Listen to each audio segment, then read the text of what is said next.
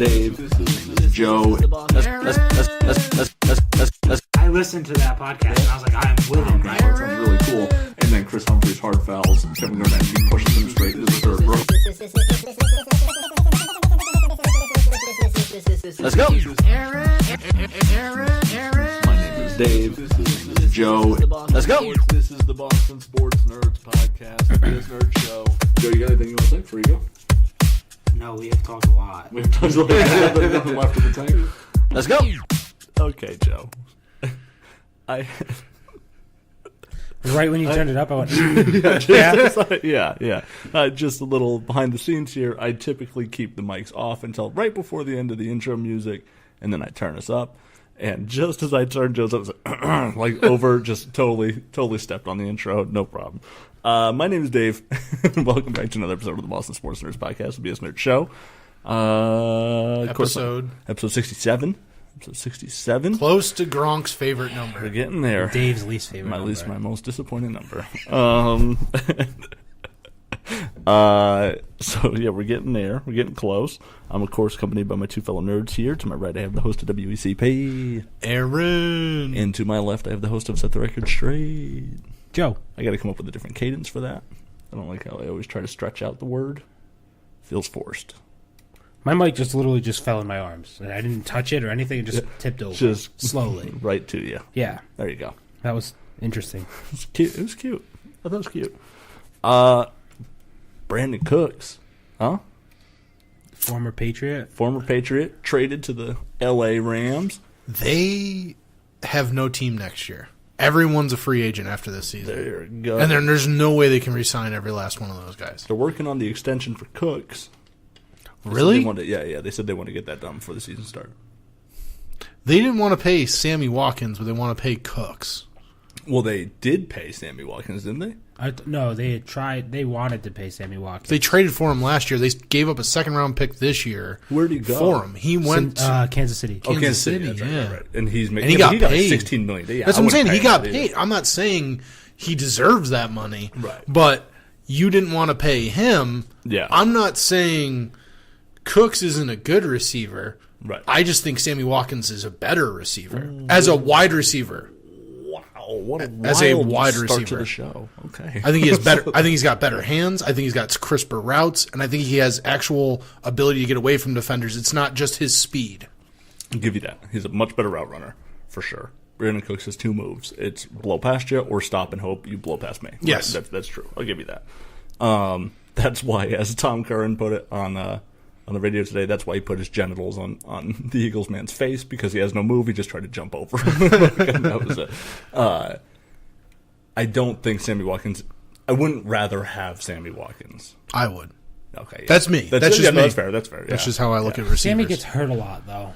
But here's the thing. Cooks doesn't. After that Super Bowl injury, though, I'm sure they were looking at it going, Yeah, but I mean, he got his fucking. Oh no, he blown got up. blown that was up. legit. It was a legit hit. Yeah. But a lot of guys you see after they finally get that hit. Yeah. No, he played in college. He's played in the NFL. Yeah. It's not like he's never been hit before. Right. So he's gonna be able to get back up and play again. Mm-hmm.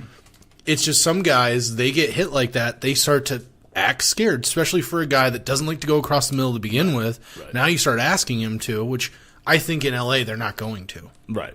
No, he's going to take Sammy's role. He's Yeah. a deep dive. Just go deep. Yeah. So it works, and that's what, like, I In guess. the play action all day. Yeah. Ian Rappaport posted that Tom Brady wasn't upset about this. Oh, like, he was okay with him going, and never that they disliked Brandon. He did exactly what they needed him to do, but with Edelman being hurt, the role changed a little bit, and it just wasn't really a fit. Yeah. And everyone knew that they weren't going to take that second year on him. We're at $8.5 million. I have a kind of a crazy theory that you remember the Tom vs. Time scene where he's like, everyone thinks you just put on a Patriots uniform. Yeah. I think that's about Brandin Cooks. That could absolutely It's a be. possibility. Mm-hmm.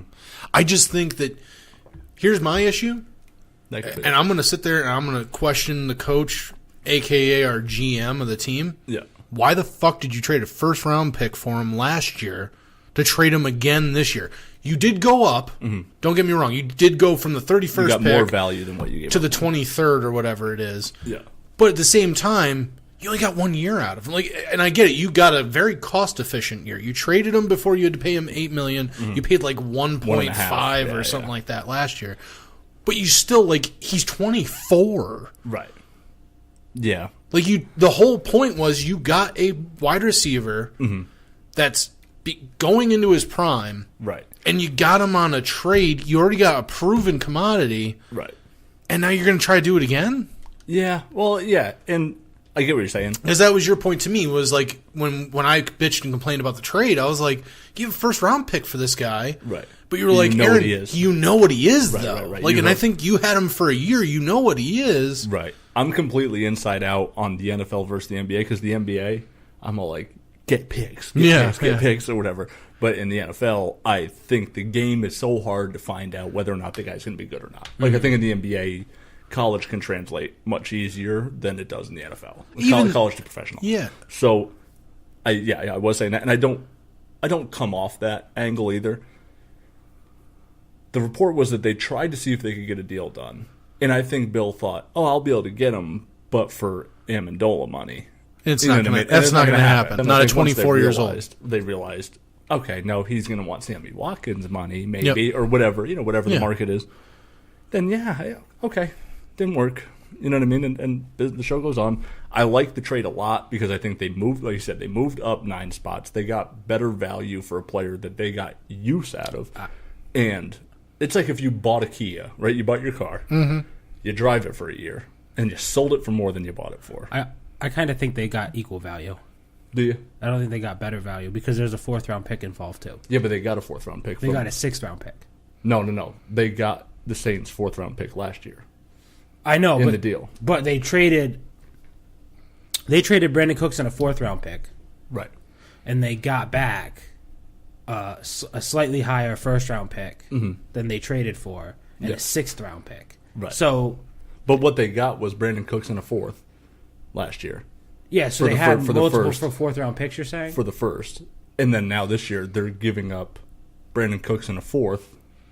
I think that 4th-round pick they traded for the tight end from Indy or for Coney Ely, which, to be honest, neither one of those things really turned out for you last year. Right. One wasn't on your team, and the other one was your 4th fucking tight end. Right.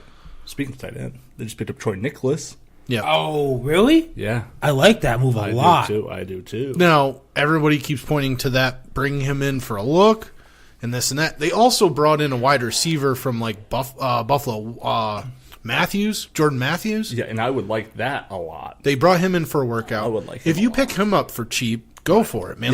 That Jordan Matthews is a weird player though. He's kind of like a big slot receiver. Yeah. He's not like a end outside guy. He's what Fitzgerald is now.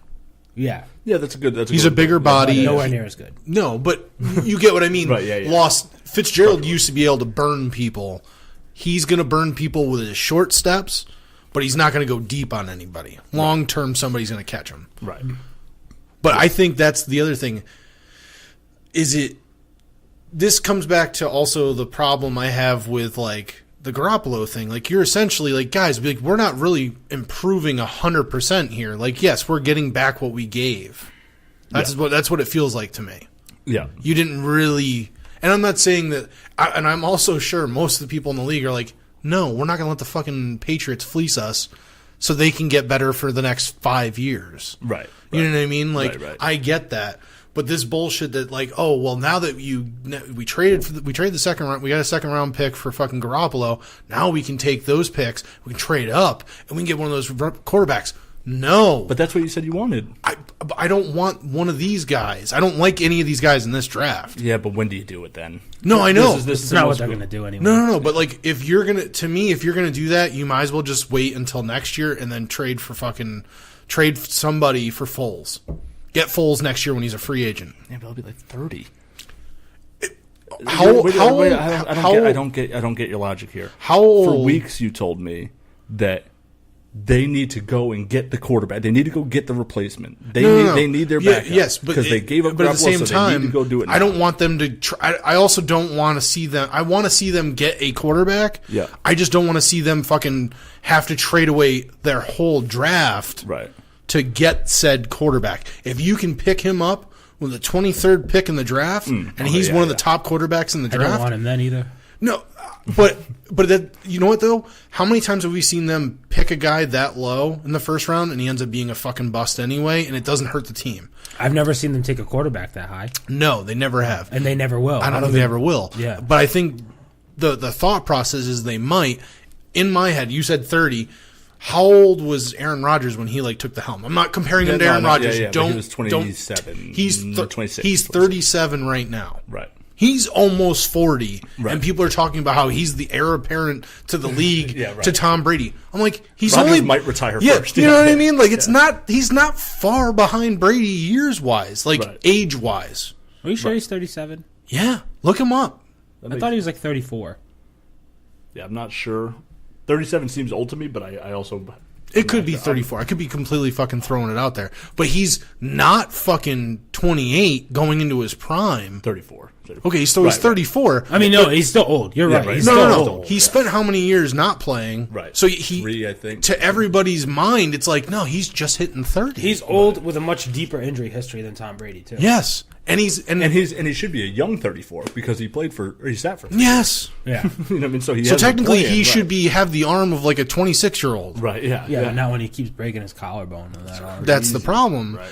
And I don't know. That's the thing to me is if you going back to your point, and I think you're right in that aspect. Go out and get the proven commodity if you can. Yeah. If you can get a Nick Foles next year, sign him. Why not? Yeah. Is that? It's not. I'm not saying it's my plan, but right, okay. if you're saying every quarterback in this draft, it has to be drafted in the top 10 picks, but now I have to trade both my first round and possibly a third and a second somewhere in that mix to get that pick. I don't want to do that. Right. But I'd rather them draft the next left tackle and the next fucking tight end of the team. Now, what if they did that and got up to number 4 and they drafted that offensive lineman? He's a guard. He's a guard. The guard, yeah, right. But that doesn't shore up your left tackle spot. No, it doesn't. But I mean, it's just okay. So, but he's the best offensive lineman. Yeah, they're going to need offensive line help. Yeah, eventually. But I also think you have. I think you have more depth at your center and guard positions than you do your tackle positions. I should say this. And you're very injury prone at the tackle positions. That's the other problem. Would you want them to trade up for any position? Best pass rusher. I think take the stock if out they of took what players are in this Chubbs, whatever, the kid out of South Carolina, they're the best defensive pass rusher in the draft. Yeah. They're saying they went to his workout. Yeah. And Belichick and him talked, and he was like, "It's an honor to meet you." And he goes, "All right, not going to waste your time, buddy. Yeah. We're not going to be around when you get picked." Yeah, right. But it's very nice to meet you, and I'll work out with you. Yeah. But I'm not going to waste your time talking. Don't schmooze me because I'm not going to be where you. Wait till you're too good. You're too good to be where we're working. I think they are going to move up. I don't think they're going to get Chubb.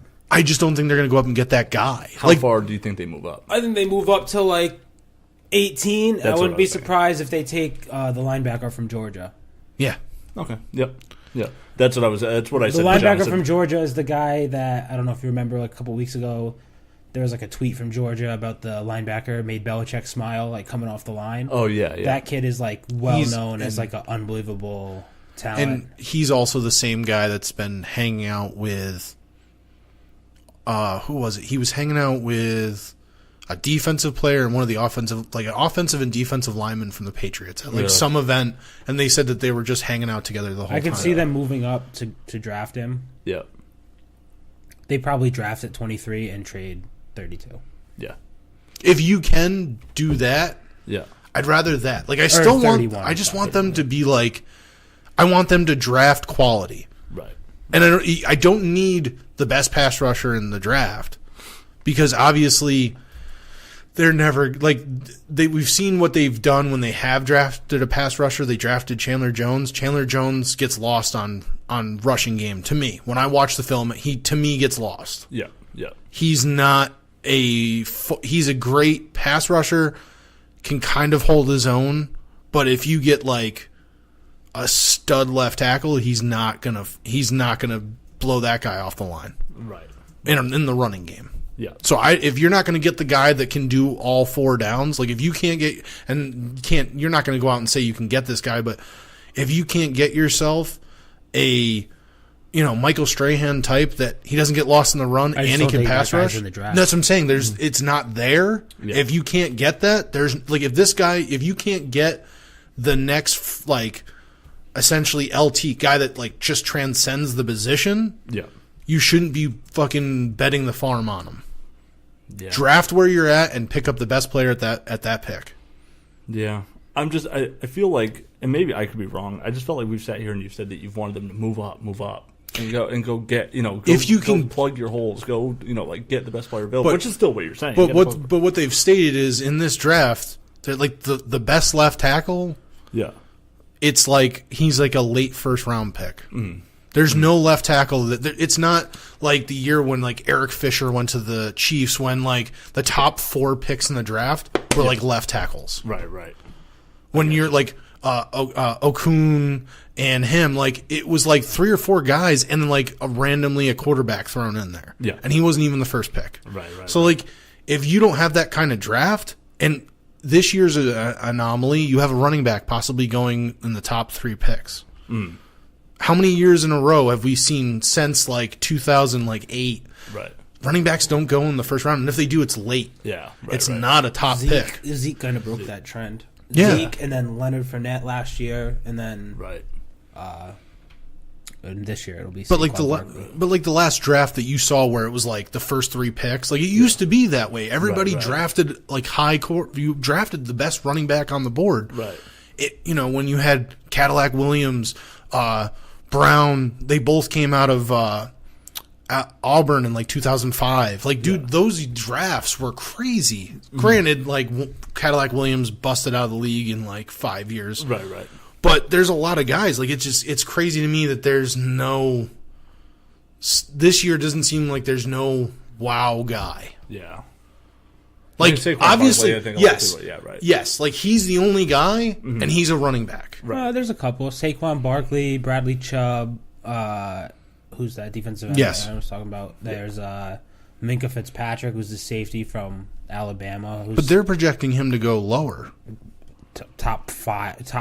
He would be a top 5 talent if 4 quarterbacks weren't going to go in the first 5 picks. But that's what I heard. He's a mid first round pick. He's an early first, top 10. Minkah Fitzpatrick will go. There's Denzel Ward or whatever his name is from Ohio State, the corner. He'll go top whatever pick. Yeah. I mean, this draft's kind of the top 10 picks are probably really good guys, and then it kind of falls off from there. But yeah, I defer to you guys. Yeah, I was gonna say and this is the thing. What I've taken away from what I feel like college football has become to me mm-hmm. is when I was super just that's all I like to I watched the NFL mm-hmm. for the Pats games and I watched the other games because I liked football. Right. But it's gotten to the point now where I only watch Pats games. I don't like any of the other teams. Mm-hmm. It's not even that. It's just NFL's kind of hot garbage to watch if it's not your team. Right. And then college football, when I remember when Ted Ginn was in college. He blew you. He jumped off the. There's no guys this year that you're other than Barkley. To me, when I watched the even these corners the past couple of years, there's no guy that's out there. It's oh, this guy's had 10 interceptions. Even the guy that had the most interceptions in the Big Ten last year, King. He ended up being a safety for the fucking San Diego Chargers, and he's people talk about him, but he's not very talked about. And he ended up being a 3rd round pick. There's some guys there's nobody that's crazy stud players right now. Yeah. Obviously Fournette was really good, mm-hmm. Mm-hmm. and everybody basically pretty much jumped on that bandwagon. Everybody knew it was going to happen. Right. But there's no. I don't think there's a guy in this draft that's franchise altering him. Quentin Nelson is gonna multiple time All Pro. Well, here's the thing: if you get up and get him, mm-hmm. you have to get a left tackle, no matter what. You can't just expect what he's great at to kind of just trickle off to your left. Left tackle is so important in the NFL. Yeah, and they were talking about that earlier too on EEI, and they were like, let's not forget we don't know what Antonio Garcia is. No, you know what I mean? Yeah. Can't give up on him. They might not have a major pressing need to get one because they're like, we might have one. You know what I mean? And he was a second round pick last year. I think they didn't have a pick until like the third round last year. They had like 4 picks last year, and like the third round was their first pick, and it was like could be true. Yeah, Rivers. I can't remember. I think it was Derek Rivers last year. Yeah, was their first pick, and then like they had 2 third-round picks or something like that. I think you'll know what Belichick and them think of Antonio Garcia if they draft a left tackle high. Left tackle high, yeah. Yeah, if they take one high. Now, if they added one like in the 3rd or 4th round, that's just depth. I think it's just depth, and to it's them. kind of competition. Yeah, so like okay, we got a guy. Let's see what happens or whatever. Or hey, here's depth at our right tackle position. Garcia could spend a year like a Solder, spend his first year at right tackle, and then when Light left, where'd he go? Left tackle. Right. Same thing with. And Cannon could do that. I was going to say you could bump Cannon to left tackle if you think he can do it. He's done great at right tackle, but he's injury prone. Right. And he's played before when he was really bad. Yeah, and we all hated Marcus Cannon. He played both tackles. He would cover. He's been on their depth chart as their second left tackle. Right. Antonio Garcia was a 3rd-round pick, the Patriots' 2nd pick that year. There you go. Rivers, yeah. I'm expecting them to take a linebacker. I like that.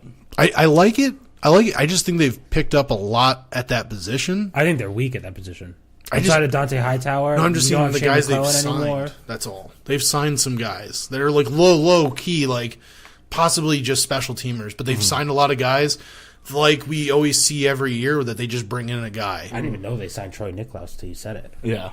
I like that today a lot. Just today, yeah. That was today. Late today. Today's Wednesday, by the way. So everyone listening. When we're talking, it's Wednesday. It's Wednesday. Troy Nicklaus, that's a really good pickup. They were really ripping him on EEI. They're like, which one of his 9 catches last year was your favorite? He didn't play, but he was highly touted coming out of college. Yeah. Notre Dame, I think. Could be. Is where he went. I'm not sure. Yeah. I mean, if you're a tight end that comes out of Notre Dame, you're at least a starting tight end in the NFL. Yeah. Usually, if you're a starting tight end at Notre Dame, I'm almost positive it's at Notre Dame. If it's University of Notre Dame, this is his 3rd year in the league. Yeah. And where did he play before this? No, that's not true. It's not his 3rd year. I think this is Arizona. He has 3 years in the league. Yeah, he was with the Cardinals before. Well, see, that was the other thing I was going to say is, if you were going to trade him to me, Cook somewhere, and you wanted to get like a player back, like granted they got a draft pick that they can turn into something. Belichick's going to do something with it. Either he's going to draft at that position and trade his second first-round pick, or he's going to trade that and like a second-round pick up in the draft. But he's still going to keep a second. I can't see him trading that high second-round pick. Right. The one that's from San Francisco. That's your or your left tackle. Whatever, depending on what he deems is most important. One of those second-round picks is your quarterback. Yeah, I agree. Yeah, one of the two will be. Yeah. Maybe. Yeah, there's a possibility. My real Dave Dawson take, because, online I was supposed to like Odell Beckham, or are they moving up to a top 3? No. But my real thing is they maybe trade up to 18. If they trade up, it's going to be to like 17 or I can see them trading higher. up. You know what I mean?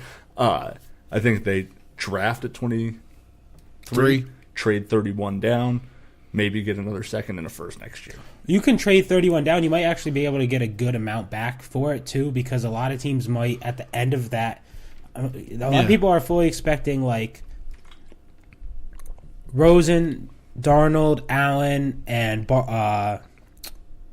what's his name? Baker Mayfield. Those are the 4 quarterbacks. A lot of people are expecting them to go somewhere in that top, like, 6, 8, 10, we'll say. Yeah. They're saying Denver for Barkley. Somewhere in that top, like, 6, right? Buffalo needs a quarterback. Arizona needs a quarterback. Yeah. Desperately. Yeah. So a lot of people. Arizona has Sam Bradford. Do you think they? They need a quarterback. They need one. Yeah. Okay, all right, yeah. So a lot of people are expecting them to try and get a quarterback. Yeah. If you draft now, a lot of either Buffalo trades up to that like 4th pick that Cleveland has. Yeah. Or the second that the Giants have. Or the second the Giants have. Yeah.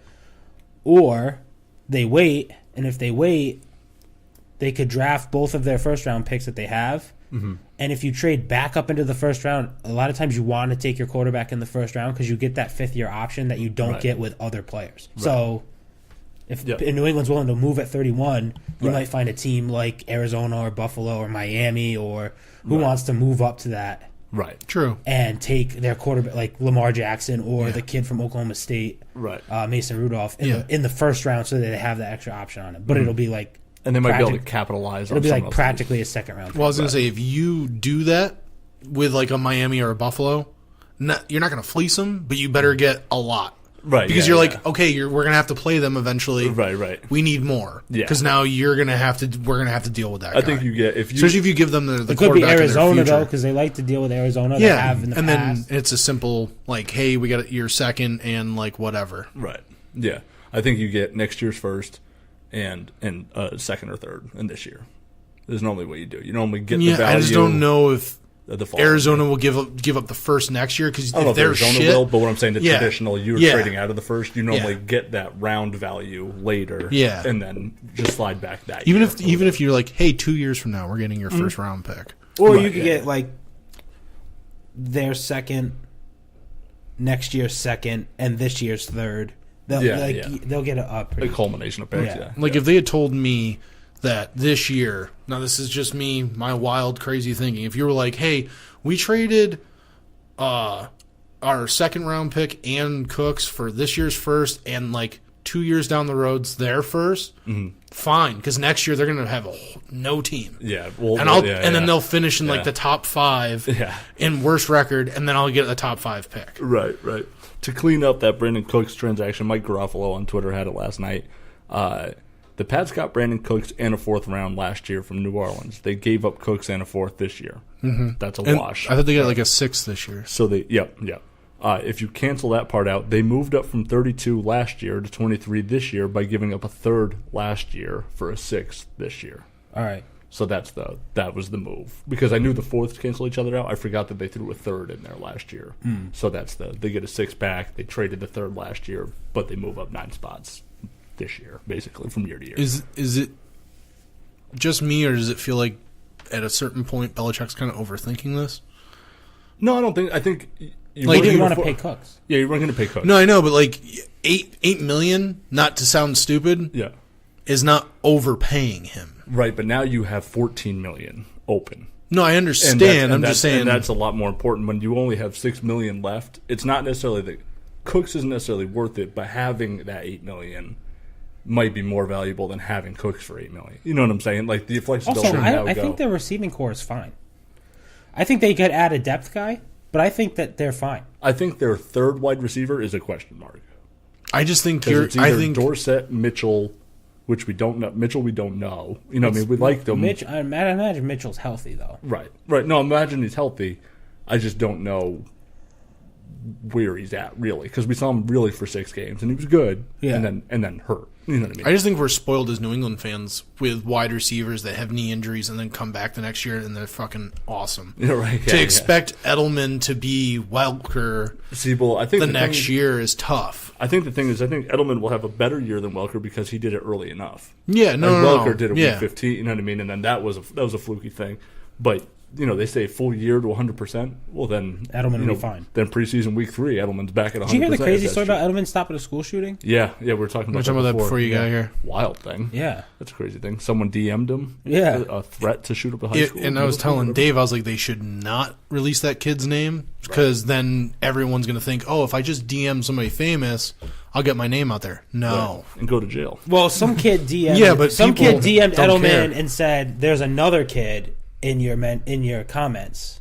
Oh, that's threatening. Yeah. So one kid DM'd Edelman and said, "Hey, there's this kid in your comments that is threatening." And then Edelman he contacted his assistant, and his assistant contacted the authorities or whatever. And then he said he's going to send a gift basket or whatever to the kid who told him that this kid was doing that. That's cool. I also didn't get the definitely headphones. DM. Yeah. So now what you do is you send your buddy Right. into the comment section threatening, and then you DM, right, and then you get a gift. Hey, basket. I got hacked. Yeah, bro, I just got hacked. Then you get a gift Kevin? basket. Where's Kevin? Give me his I phone. think Katie Reports posted that.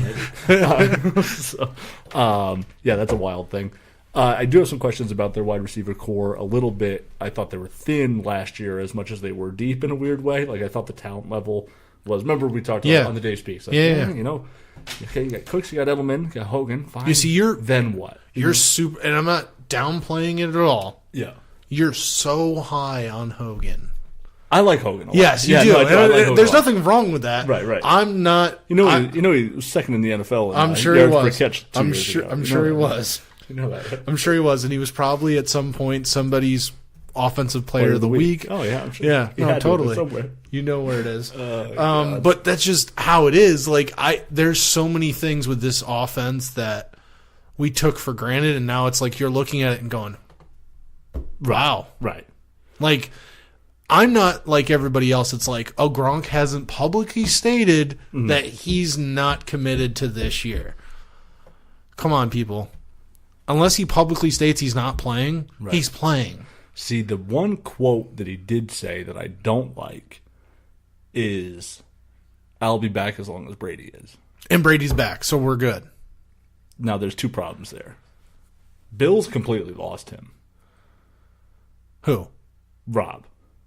You think so? Absolutely. If the reason why he's coming back is because another player is, and not because I want to play for you anymore, I'm only going to play because I want him to be my quarterback, and that's the only thing keeping me here. True, but I think that's bad. I also put this into two things. One, as much as Gronk is a great player, and as much as I give him credit for not doing stupid shit that costs him time on the field. Right. Yeah.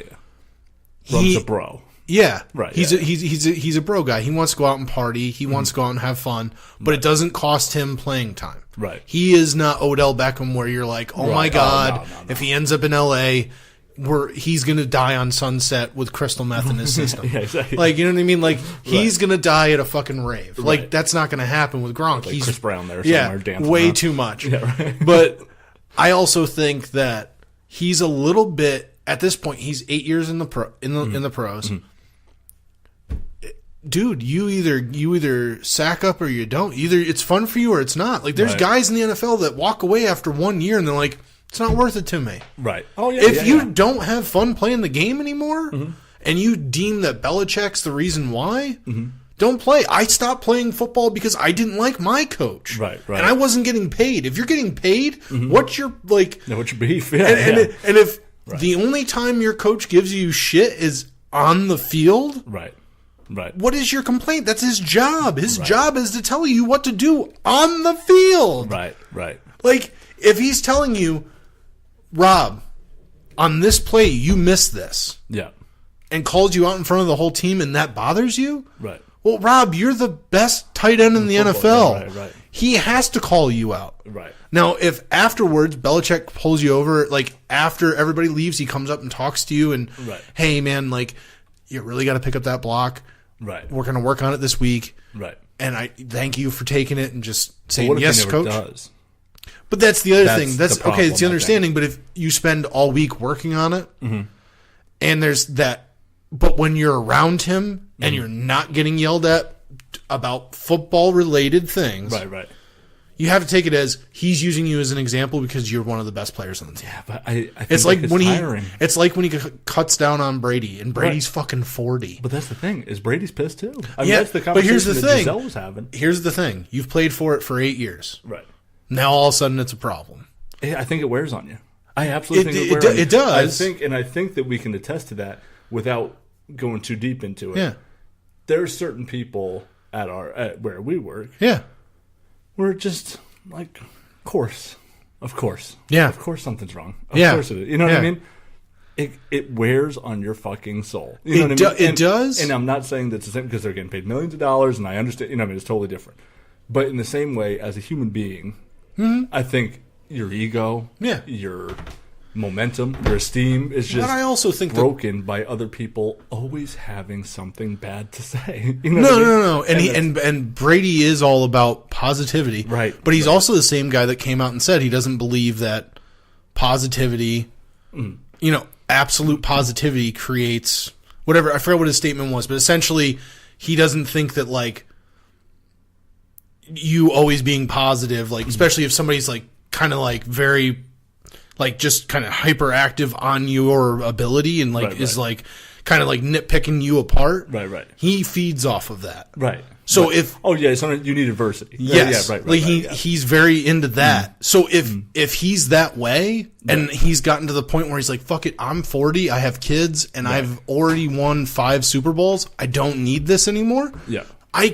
Okay. Right. That's fine. Right. I'm sure if you asked Dietrich Wise or fucking Dante Hightower, hey, do you hate how Belichick coaches? No, it's fine, man. Right. Like, right. You've only been there for a year. I get it. I understand your point that time does eventually wear. Mm-hmm.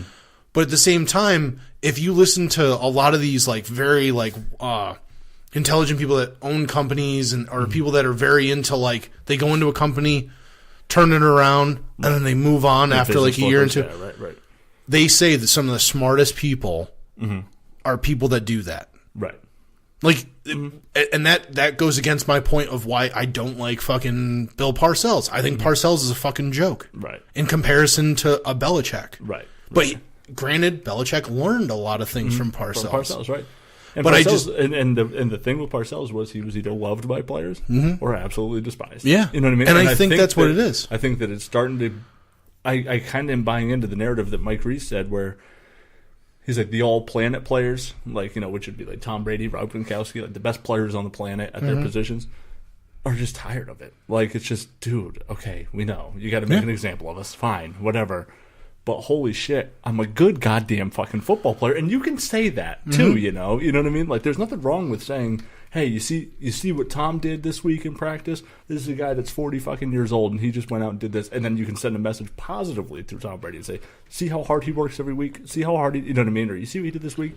Now, don't get me wrong, he throws a bad pick in the Jacksonville game, and then you say, Tom, you can't make that throw. You know what I mean? But if throughout the week you pumped his tires saying, this guy works harder than anybody in this room, whatever, I think that's the balance. You know what I mean? Where if I'm Brian Hoyer or Jimmy Garoppolo or whatever the backup quarterback is saying, yeah, he's right. He prepares harder than everybody. You know what I mean? I do need to be like that. And shit, he's making Bill Belichick really impressed right now, and I want to impress Bill Belichick. And then all of a sudden it's, well, at least he doesn't coach Tom like he's uncoachable, because after the game it's he made that mistake. He ripped into Tom like, holy shit. Well, he'll give it to Tom Brady too. You know what I mean? So you can want to. If you're a player, you can aspire to be Tom Brady throughout the week and also realize that no matter how good I am, I might be coached just like Tom Brady. You know what I mean? And I think you can do both at the same time. There's two things. One, I think a lot of the, like, disdain between the big time offensive guys and Bill Belichick this year have a lot to do with the fact that Julian Edelman was hurt last year. Mm-hmm. Because Julian Edelman likes Bill Belichick a lot. Right. And he's really good friends with Gronk and Brady. Right. So he's kind of like the middle guy, like, oh, shut up, Bill's not that bad. Like, you guys just don't understand. Mm-hmm. And he was... I know he was only hurt last year, but when a player gets a season-ending injury, they're not in the locker room the same way they are. Travel with the team a lot. Right. So, like, his presence in the locker room wasn't felt the same way, and I feel like he helps that. Have you guys ever watched It's Always Sunny in Philadelphia? Yes. Yeah. Have you ever seen the meme that's online of Charlie from It's Always Sunny in Philadelphia, and he's standing in front of the thing, and he's got like a dress shirt on, and it looks like he's connecting like red lines and pictures of conspiracy theorists? Yeah. To get my Charlie on from It's Always Sunny in Philadelphia, Bill Belichick made a comment in the media that said, I only want to coach players I like. Right. Yeah. They didn't trade Rob Gronkowski. They traded Brandin Cooks. Right. Because the original discussion with L.A. was about Rob Gronkowski. Right. Yeah. They traded Brandin Cooks instead. Yeah. I think this means Bill Belichick is done after this year. Mm-hmm. The same reason why I think Josh McDaniels came back. Right.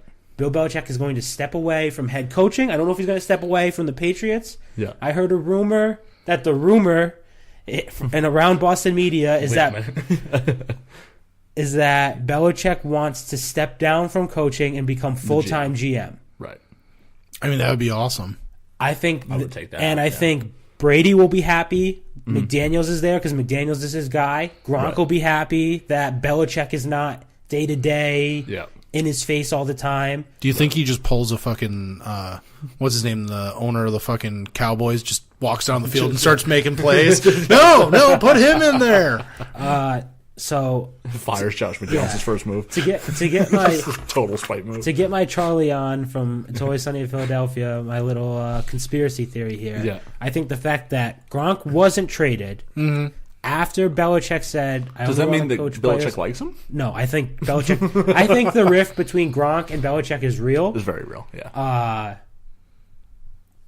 And I think it stems from Alex Guerrero. Funny enough. too. Yeah, I was gonna go there when we were talking about the he's lost Bill. Yeah. Or the Bills lost Rob.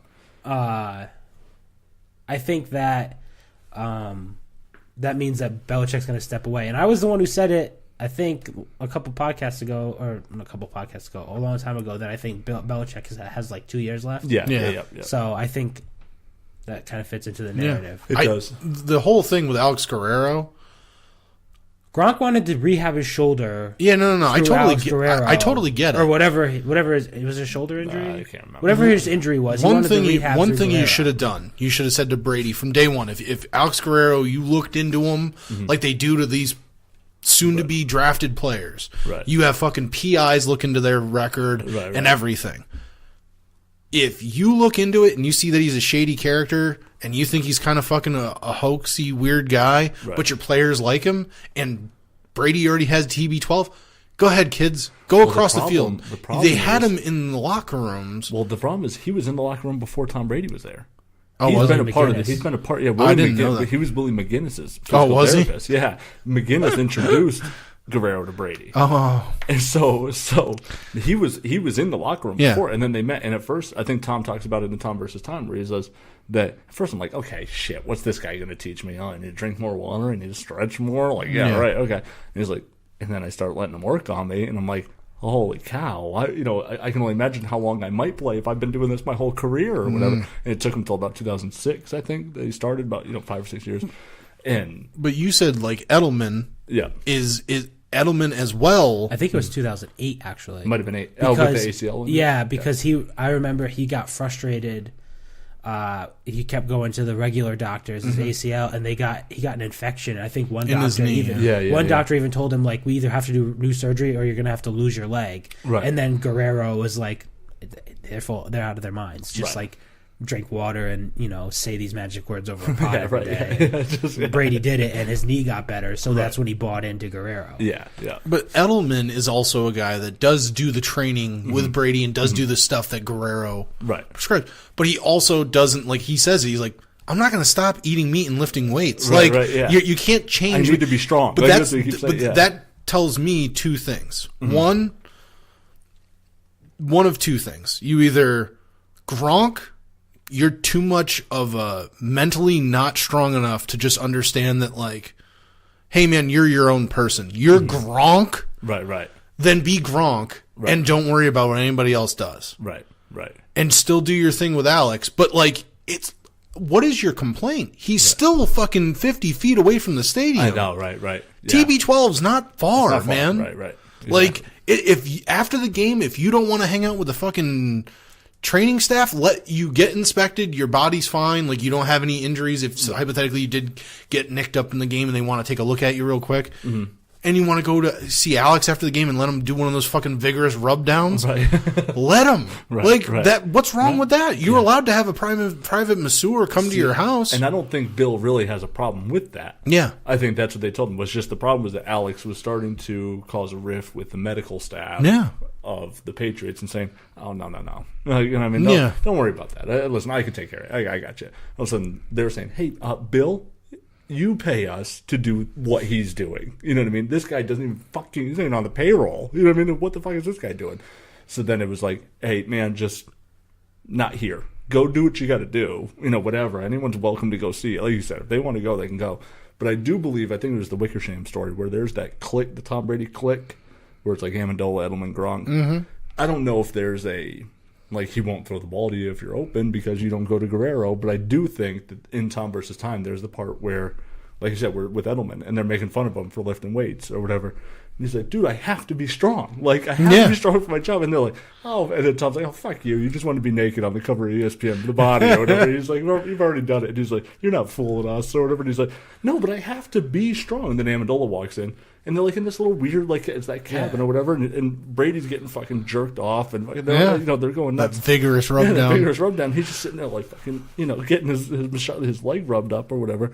And then Amendola comes in and he's like, dude, would you tell Jules that he's got to start doing what we do or whatever? And Amendola's like, tell you, man, shit works or whatever. And then, like, they sit down there and start talking. And it's like, yeah, there kind of feels like there's a, man, what's the show on, used to be on Showtime, the Entourage? Like a very Entourage feel with them. Oh, yeah. Where it's sort of just like, hey, man, like, I'm telling you, like, we got it. And it just feels like there's this little secret society or whatever within the Patriots organization that doesn't feel great. I don't have a problem if they like it and they do it on their own and that's do whatever you got to do. But I do wonder if there's some of the phase out of the other personnel on the team and it's just like, yeah, whatever, man. Like, come on, guys, let's go to TV 12, and then they just kind of get the fuck out of there. Like they'll take off in the Batmobile and it's fucking, it just seems a little odd. Yeah. To me. Well, here's the thing. Like, if hypothetically, like a guy like Benjamin Watson is still on the team, he is like, I think he's like a father of like 6. Yeah. He's been married for I don't know how many years, and he everybody talks about how great he is off the field as he is on the field. Mm-hmm. If he's one of those guys that he's like, hey, Brady doesn't invite him because, hey, man, he's got, he likes to do stuff with his kids. Right. He should not be penalized on the field. Right. Because he wants to be a better father. Yeah, right. Yeah. To his own kids. So, like, you sure you don't want to come work out with us? Well, see, that's the other thing. Dude, I got to go to the water park this weekend. I got all my kids. Will be like, you sure you don't want to come? I was going to say, now in those videos, do you see Brady's family with them? When they go to that cabin, they're just training. Not with the guy. It's not with the guys. Family's not there. Right. When they're in that cabin, it's the dudes. Yeah, in that one episode, they are, I think, at the house in Montana when they give Brady's mom the ring. There's the episode. No, I thought that was at like their house wherever they live. I thought that was in San Francisco. Yeah, that could be. That could be. That's or Palo, wherever Brady's from. Yeah. Okay. Yeah. All right. So, that could be. But that's my point. It feels like you said, it's that entourage. Like, hey guys, we're grabbing the boys. We're getting on a jet. We're going here. Giselle, we're out for the weekend or whatever. Like, it just seems weird. It's fine. It's fun, and it's fine, and I think it's good bonding. But you can't penalize a guy that either one isn't invited. Right. Did they invite Brandin Cooks? I don't know if that's what it is either, though, because Hogan. That's part of the Hogan's story. not. Hogan's not in that clip. No. Right. And he gets the ball all the time. Well, he only had 36 catches last year, so you fucking. Well, he was hurt, but the year before, right, 38 catches. Was that really what it was? Yeah, a very underwhelming number. He had 38 receptions the year before. But it's not. But the thing is, he's still targeted. It's not like he's getting froze out. It's just he's a different kind of receiver. Yeah, right. How many receptions did Cooks have? Cooks? I'll check it up. I'll pull it up. Because he's definitely not in the click. I'll tell you right now. I think he had like 60. Probably as close. Those receptions. Those moments, though, he had over 1,000 yards. Are important. Because when I played on the team that I played on, we would go out for drinks after the games or after practice or whatever. I still get together with those guys and just bullshit about what we did at those stupid bar moments, and games, and we'll talk about the trips that we took. Like, if you don't have those moments with those guys, there isn't that connection. Oh, there's definitely bonding. And I think, the way the NFL is, you got to look at it like Brady's been there for how many years? Right. Gronk's been there. Gronk wasn't with them, right? And Gronk gets the ball thrown to him no matter what. Right. Even if the fucking guy's like hobbling down the field, they throw him the ball. Yeah. Well, there was recoup back surgery off season. There are reports of Gronk in Montana with them. He's not there in that video, but there have been reports of like Gronk. He goes out there. Yeah. It's some weird like Illuminati Freemason fucking meeting. No, just a bunch of white dudes running around naked around Montana. They sacrifice baby goats and stuff, and it's like, I don't know, it's weird. Brandin Cooks had 65 catches, 1,082 yards, 7 touchdowns. had like double the year that Chris Hogan had. You know, I'm high on him, but I like Chris Hogan. I'm not downplaying that. I just think that who were the receivers the year before Cooks? The year they won the Super Bowl. Hogan, Edelman, Amendola, Mitchell. Oh, he didn't play, but Michael Floyd. Yeah, he was Michael on the Floyd, team, but he didn't play the Super Bowl. I mean, the person they lost that's going to matter is Amendola. Right. But I mean, if you're telling me we're going to have the same offense we had when we had Mitchell, Hogan, with Troy Nicholas.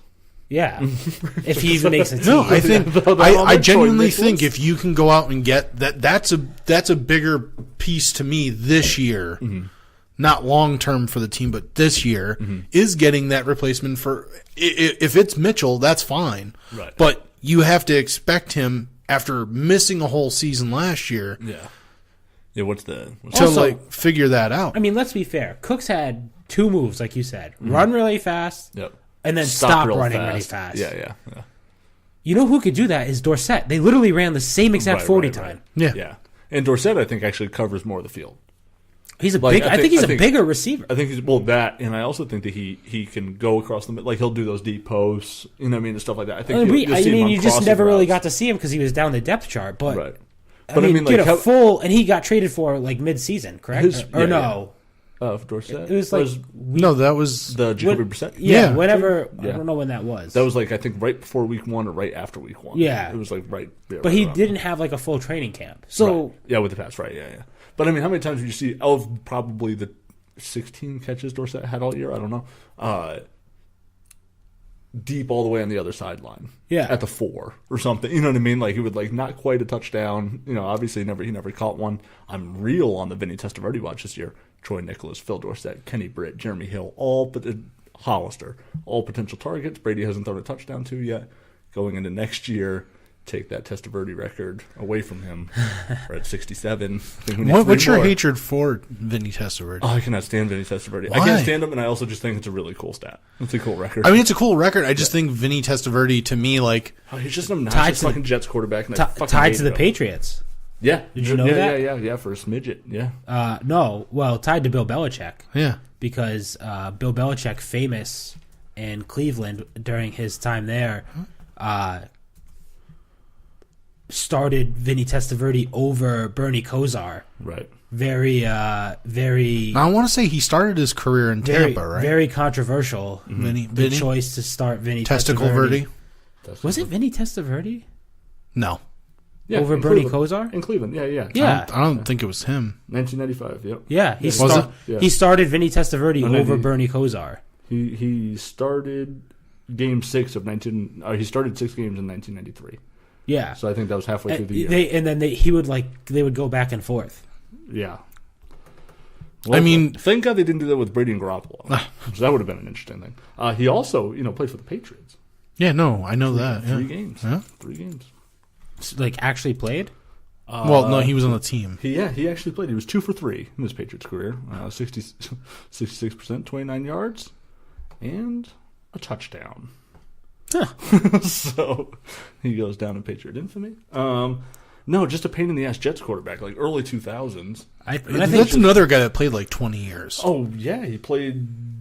Was it like 19 or something like that? He played a long time. He got drafted in like the late 80s or early 90s. So 13, 16, 18, 21 years. That means one of those. That means that touchdown he threw for the Pats counts towards this record. That motherfucker. Unbelievable. Unbelievable. When I think pain in the ass Jets quarterback, I think Chad Pennington. Yes. Right, yeah. I hate him too. He couldn't throw the ball like 10 yards, but he was super accurate. What it was in 2000 and in 2001, he was 9-7 and 10-6 as a Jets quarterback. And I can just remember losing games to the Jets those years and just be like, that fucking guy. Like, he's been around for 10, 15 years already. You know what I mean? It just feels like he's been around forever. I hated him. I always hated Vinny Testaverde. I just love that he was like that. He was a good journeyman quarterback. Yeah. Like, he was the guy that, like, if you had a great defense, you might have been able to win a Super Bowl with that guy. Played on 7 But they never teams. did. They never did. Like, no team was ever like, let's bring in Vinny. Let's see what happens. He's Josh McCown. That's Josh McCown. The best he was 12-1 as a starter with the Jets in 1998, his first year there. Well, there you go, Dave. That should answer. Didn't they have, like, Curtis Martin at that time?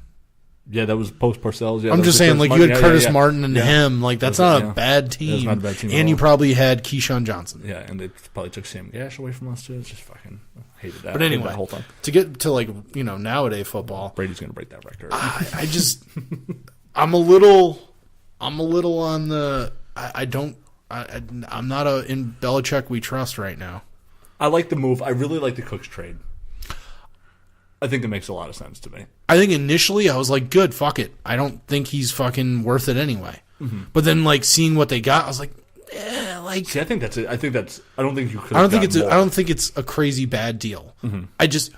My gut reaction to it's like, he's 24. Yeah. I just don't think you could. He's at the end of his contract. That's what you have to remember. Yeah, no, I get it. I get it. The Pats. We're talking about a team that's never spent a first-round pick on a wide receiver in 10 or 15 years. Outside of Brandin Cooks. And Chad Jackson. No, he was a second-round pick. Bethel Johnson? Wasn't Chad Jackson a second-round pick? Might be. I thought he was a first. I thought he was an early second. Like, kind of in that, like... Could be right. 2-2, 2-1. I'm not going to fight you. What about Bethel Johnson? He might have been. He was a first-round pick. Bethel Johnson. But, I mean... That's the highest they've ever valued a receiver ever. Right, yeah, and that was 13 years ago, 14 years ago, if not longer. I'm saying Brandin Cooks is the highest. Yeah. They were willing to give up. Granted, it was the last pick of the first round that year. But yeah. That was the highest they valued a receiver as long as I can remember. Yeah. Chad Jackson was a second-round pick. You read about that. Bethel Johnson he's still in the league. No. Ted Ginn, Terry Glenn. That was a Parcells draft. Yeah, I know. Yeah. He is a wide receiver. Bethel Johnson also second round. Yeah, Bill Belichick has never drafted a receiver in the first round. That's crazy. Those guys both were like. I thought one of those two first quote unquote first round talent. Yeah. Bill Belichick, Chad Jackson was hyped like a first round receiver. That's why. Bethel Johnson definitely not still in the league. I have his jersey, by the way. His picture is still him in an Eagles jersey for some reason. Oh, really? Yeah, it's green. It's a green jersey, which he never played for, so that's a wild thing. Chad Jackson was hyped because I'm pretty sure he was a projected first round. He was a projected first round pick that fell to the second round. Yeah. And then the Pats took him. But so they've never taken a receiver in the first round. So them spending even the first 32nd pick of the first round on a receiver is the highest they've ever valued a receiver. Right. In Belichick's tenure. So they're not going to pay him. No. You're talking about a team that doesn't value receivers like that. Mm-hmm. And I know why. Because he could trade for Wes Welker. Right. You know what I mean? And get productive years. He could draft Julian Edelman in the 7th round. You know what I mean? Right. And get productive years out of him. I watched a video the other day. Malcolm Mitchell was a 4th round pick? Yeah. It popped up. And every time he drafts... I'm sorry, I keep interrupting you. Every time he drafts a high receiver, they bust out. It's not good. Aaron Dobson was, a second-round pick? Yeah, you got a couple years out of him, but they weren't Josh great. Boyce was a 3rd or 4th round pick. That year they spent... It was Aaron Dobson, Josh Boyce, and Jeremy Galland in the 7th round. Right. And Jeremy Galland... Campbell Tompkins was undrafted free agent that year. But I also think there's a difference. I think if you drafted, hypothetically, you went out and got Dez Bryant. Yeah, they drafted him that year instead of trading down. They drafted Dez Bryant. They could. I mean, they could go get him. I know. Odds are he's going to get. He's cut. out there. So he's out there. Either that, or they might do that weird like, hey, we'll give you a 3rd. Right. Yeah. Just give us your 4th. Just give us. Give us. I don't know if they'll do that with him because his cap is way high, getting paid a lot. Yeah, they need him to get cut. But my point is like it's that weird like that's a Belichick move, especially this offseason. Right. But my point is like. If you want, hypothetically, you go get Dez Bryant, the thing that with Belichick is when he takes a rookie wide receiver like that, he doesn't let them be them. Right. He's like, you're my receiver, you do what I tell you. How many rookies at any position are really good for the Patriots? I mean, I'm not going to say this to be stupid, but like Mayo, Hightower, guys that are like... was it Asante Samuel? He played... But Devin McCourty, his rookie year. Devin McCourty was a beast. I thought they had another guy who was rookie season. But doesn't it seem like Gronk they IR their first round pick a lot? Usually, Because you're right, a lot of their right. players, if you ever know, especially like with defensive linemen and offensive linemen, they're like, this guy's got a blown out knee. Let's see what happens. He's blown out both of his ACLs. Vince Wilfork, I think, played pretty fast. Yeah, but he was the guy that he was the heir apparent to Ted Washington. Like they had Ted Washington, won a Super Bowl, and they're like, get him the fuck out of here before he has a heart attack. Right. I just feel like for every guy you could name, I could name you someone that wound up on IR almost. Oh, yeah, no, they always do. Dominic Easley, fucking... He's a perfect example. They drafted him with the... Oh, well, we'll draft him low in the first round. He's blown both ACLs. Bad ACL, 2 blown ACLs, yeah. And we're going to draft him and then complain that he keeps tearing everything. Right. He was injury prone when you drafted him. Right. Yeah, but Belichick's all about value. Dominic Easley. I didn't see any Dominic Easley, if he doesn't tear both his ACLs in college, is probably like the 3rd pick in the draft.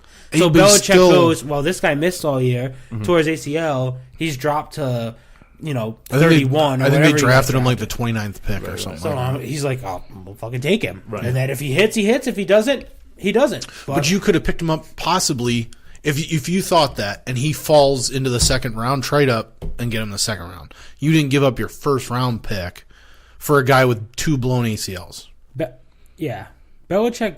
He takes more chances with his 1st and 2nd round picks than he does anything else. Right. The lower draft because picks, I think you look at him and you're like, he gets quality. How does he get quality in the 6th round? Right. Julian Edelman in the fucking 6th round, 7th. That's because I think he really knows that he's going to get value players there. Yeah. And I mean, they're going to be cheap as shit, right? They're going to cost me fucking nothing. And so why not swing? And then now I'll shoot for the moon, land on the stars, see what happens fucking in the 1st, 2nd round. I've already got my salt of the earth guys. Like, we're just going to fucking build up around guys like Julian Edelman for the 6th round pick and this guy for a 7th round pick. And this guy played rugby his whole career. Fuck it. We'll see what he's about. And then just like get those types of guys. And it's like, okay, all right. So now I got my special teams all figured out. And I got a couple weapon here and a little weapon there. And no one really knows what I'm going to do with him because he played quarterback at a god-awful school. And now I'm going to fucking turn him into wide receiver. And, it's just... He just doesn't value what... He was the one who, when Thomas Dimitroff called him and was like, hey, I want to draft Julio Jones in the 1st round. Mm-hmm. And he was like, I think that's a bad idea. Right. He's not... Thomas Dimitroff traded up. Yeah. He's not right in the fact that Julio Jones is one of the best receivers in the game. Yeah. If not the best. Yeah, I think he's 3rd, yeah. But he's also injury prone. Yeah. It's also true.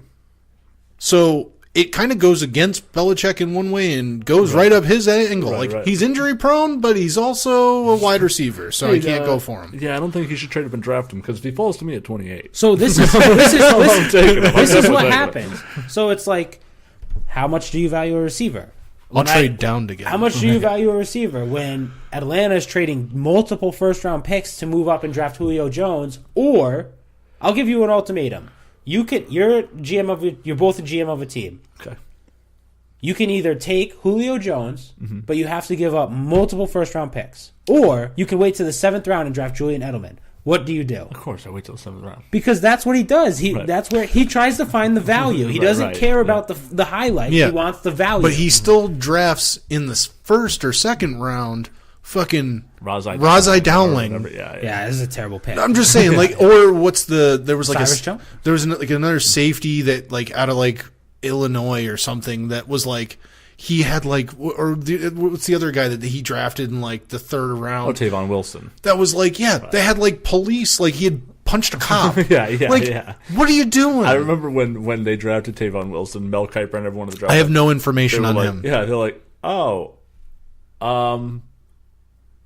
yeah, I don't have anything on him. I got nothing. I don't know who he is. I think that was also during the time that it was 2 days. Yeah. So it was actually Kuiper had info on what he thought was going to be the top 4 draft rounds. Yeah. And then he's like, okay, I can focus on these players, take this information, and also absorb the information that he has. Right. And then the next 2 days, the next day, he's like, okay, this is what's left. I can focus on those guys. He probably was like, this guy might. He was on day 2. Yeah, I mean, I don't have him now. He was a possible not undrafted player. You drafted him in the 4th. They just kept showing the same punt return he had in high school. That was it. They didn't have any film of him. I feel like Belichick's gotten a lot better drafting. Like, I feel like his more recent drafts have been better. Yeah. I feel that way too. Although it's tough. I mean, because he like, gives up on in the guys pretty early. It's weird. Like there's certain guys he keeps picks, around. He keeps around. Yeah. And then he'll give up on a guy after 1 year. It's like, right. What are we doing? See, I don't know. I have a tough time with that. I've always kind of been a Belichick draft apologist because it's like, oh, he's terrible in the first round. I'm like, oh yeah, Devin McCourty's just an all-pro player. Logan Mankins, Vince Wilfork, like all these guys. I remember when Logan Mankins was drafted, they showed his college highlight, and just every single block. Yeah, he's just murdering people. He's just bodying people into the ground, and he's just like. And the first thing Mel Kiper said, or whoever the draft guy was like, "This guy is mean," and I was like, "This is great." That's really good. He also went. What was he? Fresno State. Fresno. He was like, "This guy, this kid is mean." I thought he was like I had him projected as a 3rd round pick, but right. This kid is mean. Totally worked out. And then I know Chandler Jones didn't last. Chandler Jones is still a good NFL player. He's a leading sacker in the NFL. Right. Whatever. He's a good player. Drafted him and Dante Hightower in the same year. Dante Hightower was a good player. So it's like Jamie Collins. I mean, it's not in the first round, but right. But any of his high round picks, or in a lot of those situations, they haven't had a first round pick either because they've gotten taken away for sanctions, or they just trade out of and it. then their first pick winds up being it could be a second round player, sure, but. Who have they taken in the first round that just didn't work out? Because I think Ronzai Dowling was a 2nd round pick too. That could be true. I think he was like the first pick of the 2nd round. Dominic Easley. Dominic Easley. That's an easy one, but yes. Yes.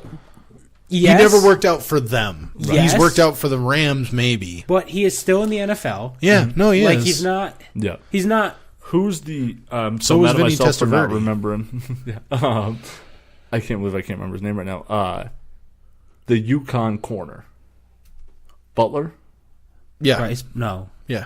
Darius Butler. All right, yeah.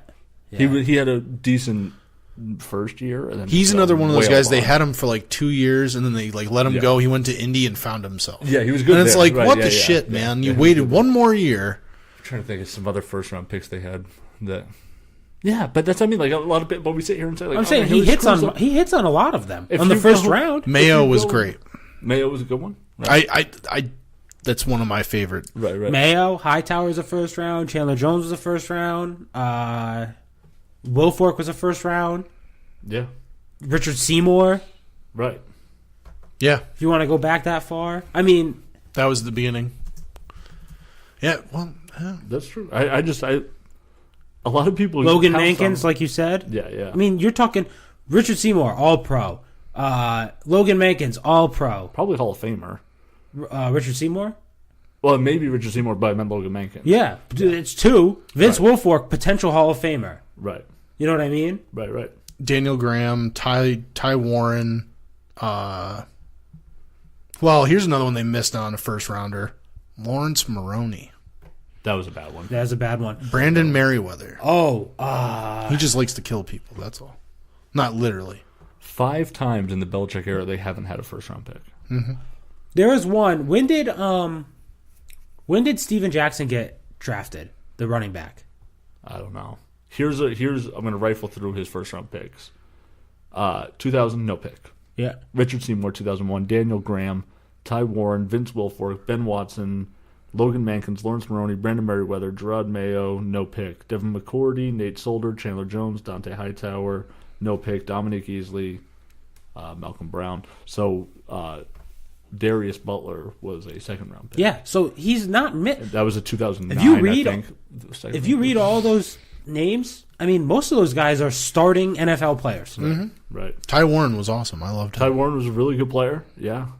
Lawrence Maroney had a 1,000-yard year. Ty Warren pissed off Bill Belichick. Yeah. Because he blew off-season workouts and off-season bonus for workouts to go back and finish his degree. Yeah. Yeah, Nate Solder, Chandler Jones. Yeah, those are all hits. No, they all hit. I think Dominic Easley's the worst one. Matt Light. Matt Light. Yeah, Matt Light might have been he was a first rounder or a second round pick. Second rounder. Yeah, he's not on this list. He must have been a second rounder. Yep. But yeah. Dominic Easley's the worst one, and he was the highest risk. Yeah, because you knew he had. Right. Well, also Lawrence Maroney. And that was. Lawrence Maroney might be the worst. That was awful. He had a 1,000-yard year. So did Ben Jarvis Green Ellis. I liked Ben Jarvis. I did. You talking about the law firm? I don't hate it. Hold on. I don't have any dislike for him. Even with that hair, I have no dislike for him. Oh, that was legit. But he was also... He was like extremely low draft pick, if not an undrafted free agent. Like he was like nobody. He wasn't a first round pick that turned into nothing. Right. Well, thought he was a dancer. Now see, but but he wasn't. Bill wasn't wrong to take Lawrence Maroney. Everyone thought he was the better of the two running backs between him and Lawrence Maroney. Marion Barber. Lawrence Maroney. Now I remembered from reading that draft day book. Belichick and them have a system, right? Yeah. His scouts, they've developed this system over the years. And they usually always take whoever the best player is in their system or whoever fills the biggest need. Mm-hmm. Lawrence Maroney went outside the system because somebody in Belichick's inner circle, I can't remember exactly who it was, like brother was the head coach of Minnesota. And he was like, oh, you got to take Lawrence Maroney. He's a great running back. Blah, blah, blah, blah. And Belichick disobeyed his system, even though all of his scouts had Maroney as a bad grade, and took Lawrence Maroney in the first round. So, Belichick's system fucking works, especially on those early picks. He disobeyed his own system and took Lawrence Maroney, who we all just agreed is like his worst pick. Right. He also didn't have a 1,000-yard season. He had 950 yards from scrimmage. Close enough. You're welcome. Yeah, close enough. Round it up. Yeah. It's a real close to 1,000. I'll take it. 6 touchdowns, not bad. So he averaged 4.5 yards per carry, though. Okay. We For his career or that year? That year. He 4.1 for a career. That's still not terrible. That's not bad. Dave, Lawrence Maroney. I can fall forward for 4 yards. No, you cannot. That's not true. You're not 12 feet tall. 4 yards. Averaging 4 yards a carry is actually pretty good in the NFL. That's the benchmark of good. You're not going to convince me that he was a good player. Lawrence Maroney was a good running back. No, I absolutely hated Lawrence Maroney. I couldn't stand him. You speak one more bad word about Ben Jarvis Green Ellis. He does. I was mad they let him go. He does draft running backs well. Yeah. And he actually had Steven Jackson graded really high and was going to take Steven Jackson in one of those drafts. 2004. 2004? Yes. I don't know who they drafted in 2004. Do you still have that up in front of you? Yep. 2004 was Vince Wilfork and Benjamin Watson. I was going to say Ben Watson. Because he wanted Steven Jackson and tried to trade back up to get him, and the Rams beat him too. Like they traded up one pick before the Pats, and they took him. Nice. But so we could have had Steven Jackson on the Patriots, which would have been we did. Yeah, later. But we could have had him like. And when you look him up on Wikipedia, that's the last team he played for. Yeah, but that's because Belichick always remembers the guys that he likes. That's true. Yeah, no, he always gets them 2 years past their prime. Ocho Cinco. Yeah, Ocho Cinco. Oh God. Reggie Wayne. So, I'm real intrigued by the draft now.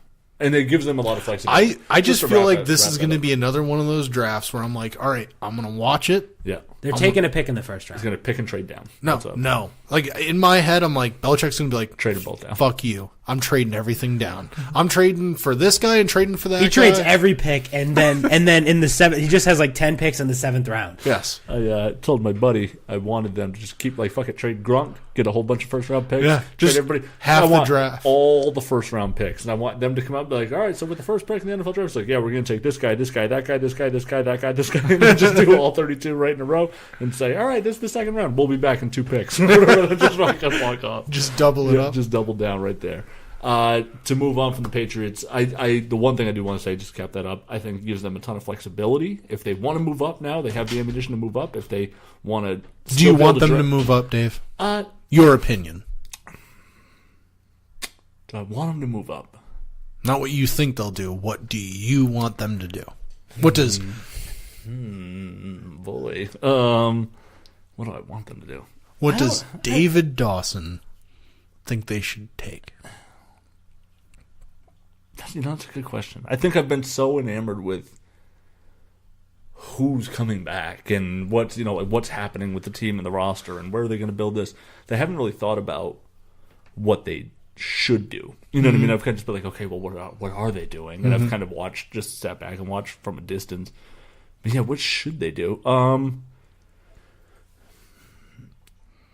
I think I would hate it less than ever if they traded up and got a quarterback. I normally would 1,000 billion times agree with you. I just think that... Who, then? I like Rosen. If I had to pick one, I would take Rosen. If you had to go like of the top 3 prospects, right? You know what I mean? There's still that, what's his name, Landry, who's the black quarterback? I forget his name.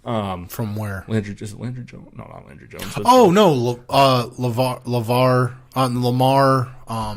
Lamar Jackson. Lamar Jackson. I'm sorry. Yep. From Louisville. Yeah, I actually like Lamar Jackson. Oh, so do too. I. I really like him. I also liked Teddy Bridgewater. I like Teddy Bridgewater too. Yeah. The guy just had like career-ending injury, basically. That's not really his He just fault. keeps getting hurt. No. Yeah. I'm not saying that, but like he had okay games and then got hurt, and that was it. He could have won Rookie of the Year that year. I liked him a lot. Yeah, I would be okay with him. If they draft him 23rd, okay. Right. Yeah, right. Fuck it, I'll live with that. Yeah, I'd be cool with that. But I think they should. LeVar Jackson. Lamar Jackson? Lamar Jackson. Like Landry? He's like Landry, the guy Landry. I was like, Landry? LaMelo? I don't know. Oh, yeah, Landry Jones? Logan? Yeah, Logan? I like the kid from Oklahoma State more. But. Yeah. Yeah, I don't know that. You know what's going to be? I'll say this. They're going to take their high second round pick and they're going to draft a fucking guy out of fucking like Rice. Delaware. Actually, you want to know the quarterback? Delaware. You want to know the quarterback to watch for the Pats is the kid from Rice. Yeah. His name's Kyle Lauletta. Yes, and he has Navy ties? He has Navy ties. Yeah. And he throws a hell of a fade route in the end zone. Yeah. And he was like 40 of 52 on like fade routes, deep posts and outs or whatever. Mm-hmm. All the kind of throws that Brady makes. He struggles with the deep ball. Yeah. He sounds like Tom Brady. Okay. Yeah. All right. So we'll do that. Early Tom Brady. Is he long? Is he weird looking and runs a horrible 40 time? I don't know about his 40 time, but Kyle Lauletta. Weird looking. I want a quarterback. Imagine if you just go to the draft like he's ran the same time as Brady. Yeah, right. I'm following that guy. It's worse. Let's get him. Kyle Lauletta is the guy to watch for the Pats. Yeah. So I would say based on the situation, if they trade up and they get in the top 3, then I want Rosen. If you're going to do it, and I had to choose out of any of the quarterbacks there, if you had the second pick in the draft, then I want Rosen. What's his name? Kyle Lauletta? Nope. Lamar Jackson? Lamar Jackson is there at 23. I think you do that. And then you trade 31 down. Or if he's hypothetically still there around 31, fuck it. Or see, they have so many options. Yeah. This is kind of what I was trying to say. They have the versatility so much. I think if you get to 23, you leverage the fact that he's still at 23 to someone else, and you go, "Hey, what's he worth to you?" You know what I mean? If somebody else is high on him, right? The thing that's great is you don't need. It's not an immediate need at quarterback. No, right. I just think if you can get a guy that's that physically gifted and put him with and say to Brady, "Listen, it's your fucking team. He's not taking it. Right. When you're done, and then he takes over. I hope, but you need to teach him to be ready. I hope you're ready for a fucking wild Patriots team. Not this year. Next year. There's a date on the calendar. Let's put all the fucking brouhaha aside about everyone hates Belichick and Belichick hates everybody or whatever. Super Bowl 2019, February 4th, 5th, 6th, whatever that day is, right? It would be the 18-19 season. I'm sorry, 2020. 2020, after the 2019 year. Brady, Edelman, and Grunk's contract are all up. If the dynasty doesn't fall apart before then, that's the day it's over. To me. And they all leave. They all leave. Oh, yeah. They're all gone. Brady might. Yeah.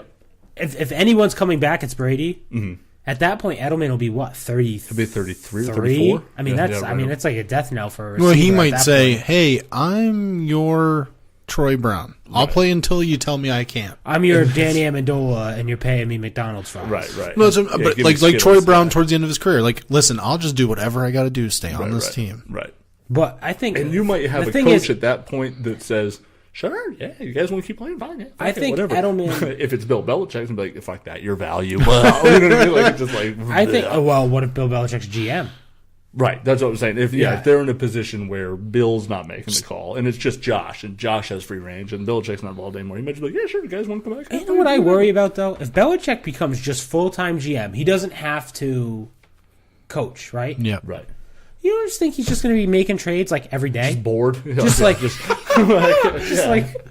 Hey, whatever. Hey, what can I get for Ndamukong Suh? Just like... Okay, I'll trade you a 6th, a 7th, and Danny Shelton. Just like, All right, let's do it. Deal. Yeah, that'd be... And Ndamukong Suh shows up. Hey, what are you calls doing up the here? Redskins like, hey, what do you give me for Ndamukong Suh?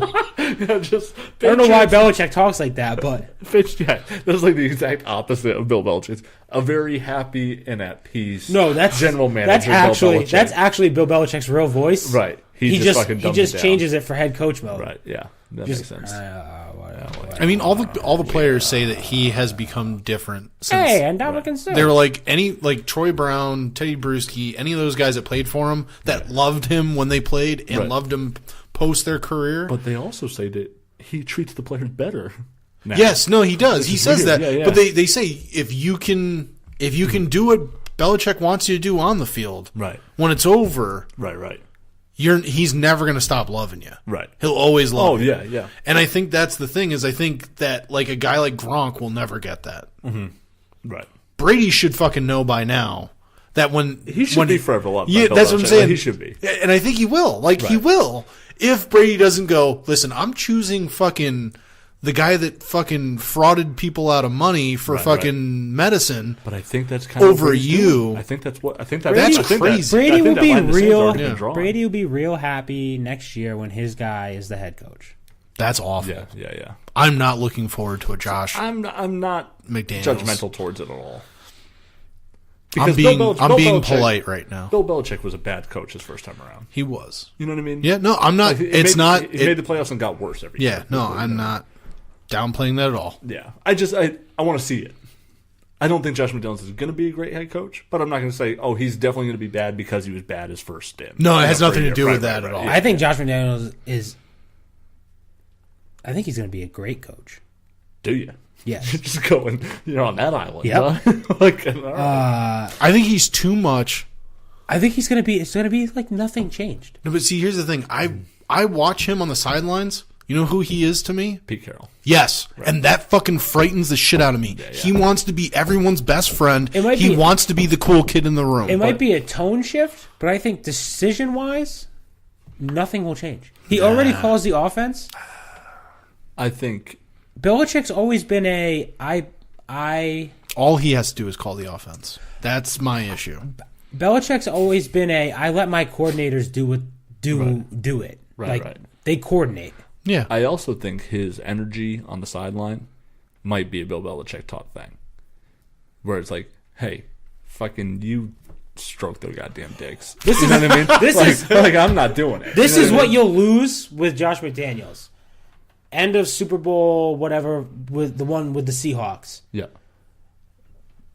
Their Seahawks are done on the goal line.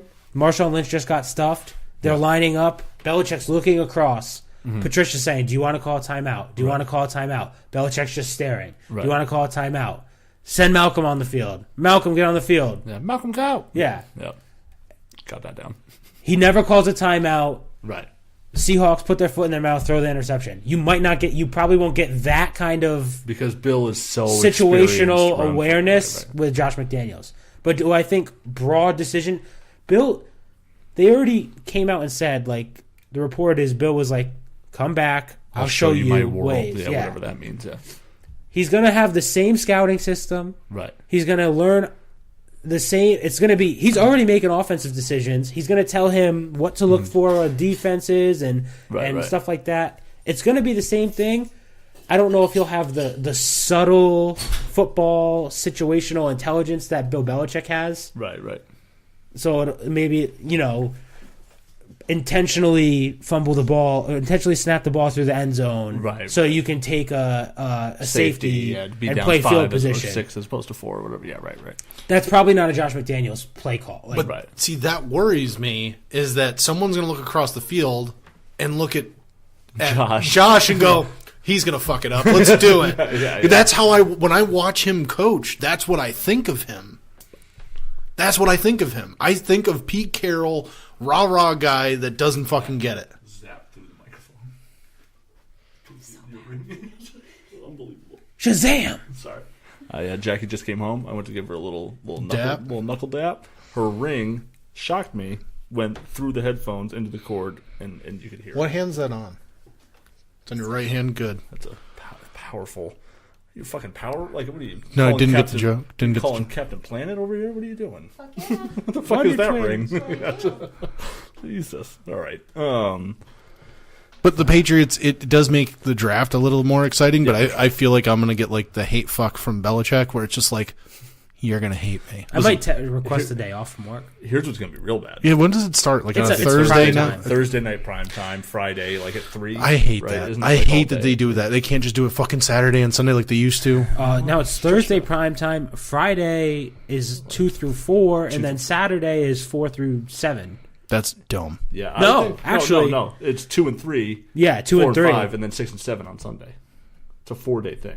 Oh, I thought it was a 3-day thing. Is it 3 It days? used to be 3 I think days. it's Thursday's first round only. Yeah. Friday's 2 and 3, crazy. and then Saturday is 4 through 7. I used to love when it was 1 through 3 And and fucking 4 through 7. and Mel Kiper never takes a bathroom break. So this also says it's April 27th through the 28th, which would be a 2-day thing. Oh yeah, That's what it used to be. Will be held the 26th to 28th. Yeah, there we go. Yeah, there we go.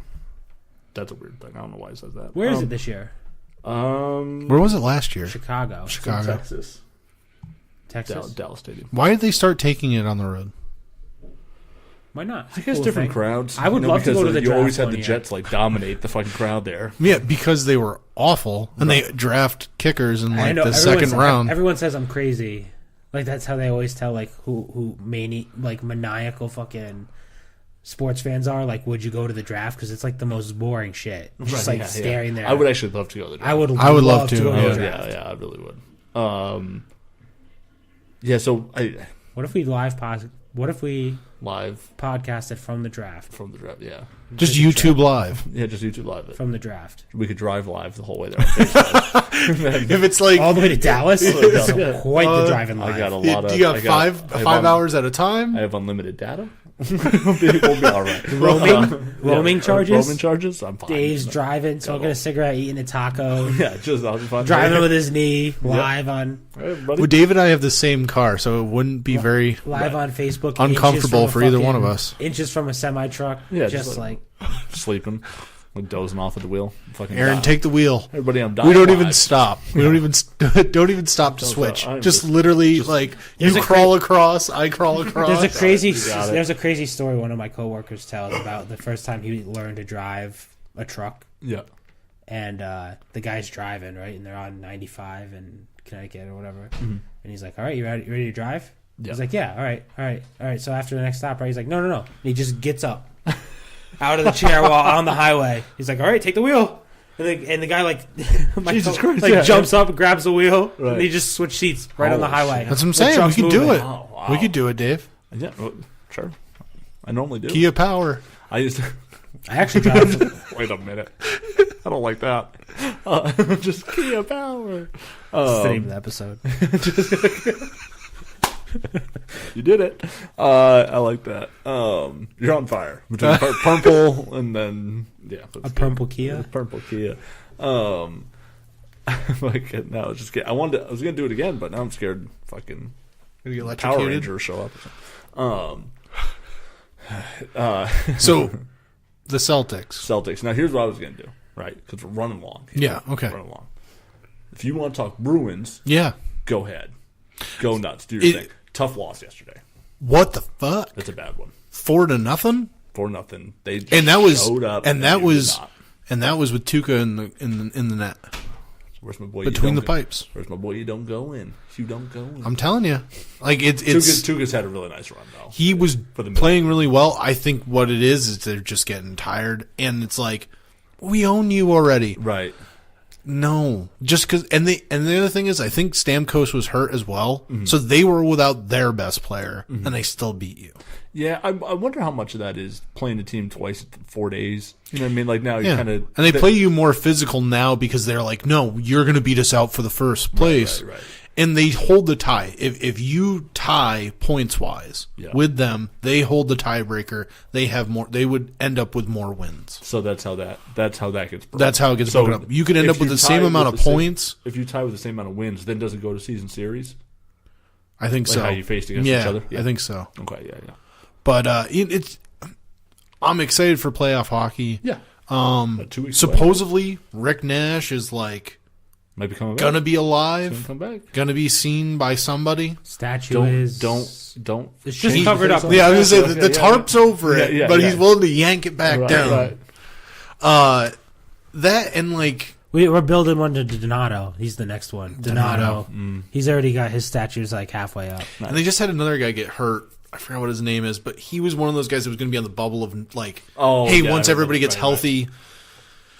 Yeah, he probably won't be on the playoff roster anyway. Right. So it's kind of... Not to kick him while he's down, but... No, it kind of like you don't root for like injuries, but it kind of makes their decision-making a little bit easier for the playoffs. It's kind of like with the Red Sox when you have a guy that's just running hot before the playoffs, and you're like, do you let him play the playoffs? And now he gets that year of... He loses that extra year of arbitration, or do you let him play in the playoffs and you might be able to ride a hot hand in the playoffs? Like... Right. That's just what it is. Who did they play Saturday?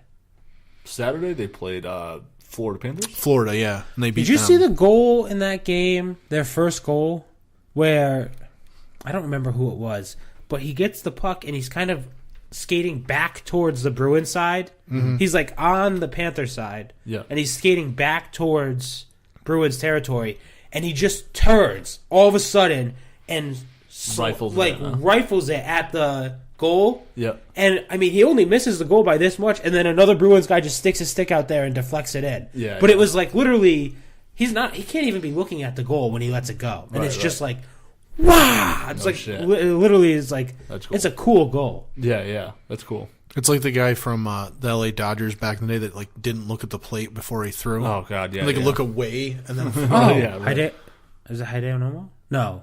Hideo Nomo used to do. He had a wild delivery too. He might. I don't know. I think that is Hideo Nomo. It could be. I don't know. But anyway, Dontrell Willis. He's the one that didn't he look up? Yeah, he would fucking look like to the side. He'd bury his face behind his leg. His knee went above his head. Yeah. And then what would he? Who was it that? For a guy that was kind of weird and chubby. Yeah. His flexibility, very flexible, very pliable. Yeah. Who was the this is. I can't believe I can't remember this. The closer for the Red Sox 2013 championship, Koji Uehara. Oh, yeah, Koji. Where he fucking and like would look down as he threw the pitch. Yeah. Oh man, that was scary. That was weird. Like he was as he was releasing it, he was like would whip his head, his face in the pitcher's mouth or whatever, and then lets it go. That could be also Koji was so good. That also could be a factor of like guys that were worried about like this is the thing that comeback the ball coming back at him. Yeah. There's guys that like in like hockey that like it's crazy that they don't wear like a half a visor. Yeah. You know, Al Horford flinches when a rebound comes near him. Does he? That's not a joke. Like, he's not a good rebounder or anything. Like literally, like if the ball like ricochets real fast, he always like puts his hands up and winds up like getting out of bounds. He's probably been hitting his head so many times. It's really weird. Also, James Harden. Yeah. Fakes a nosebleed every time. I saw that video. I was just like, that's ridiculous. Who is the setup guy that was also Japanese? They had two. Tanichi Tozawa. Yeah, Junichi Tozawa. And Koji Uehara. Yeah, I can now believe I just pulled those out of my hat from 5 years ago. Well, Tozawa was on the team 2 years ago? I think he was with them for a little while, Yeah. Right, yeah. I'm not on your island, Joe. What? Ooh. To win the cup? Yes, to win the cup. After that big loss? It was just they had one bad game. Well, they also lost to They've been hot. Someone on Monday, too, right? I don't remember. They've been hot. No, they had an overtime loss. They still got a point out of it. I forget who that was. Maybe that was like Philly or something. Philly, yeah. I think it's the Flyers, yep. They lost that game. They still got a point, which is good. It's like, all right, this is dope, whatever. They shouldn't have. got the point. No, They were down 3-1 and came back. Yeah. And then that's a tough loss there. But, and they were talking about how like other like people like were talking about like in the stadium like fuck like if I think what the hell is it? Marchand had the puck at one point and they were like, oh fuck, like in overtime. They're like, oh god, like he's gonna do it. He's gonna do it. That's like a really funny quote too to kind of touch back to the Patriots real quick. An anonymous NFL executive posted this quote that said, whenever Belichick makes a trade, the rest of the league gets nervous and they start to wonder, what does he know that we don't? Yeah.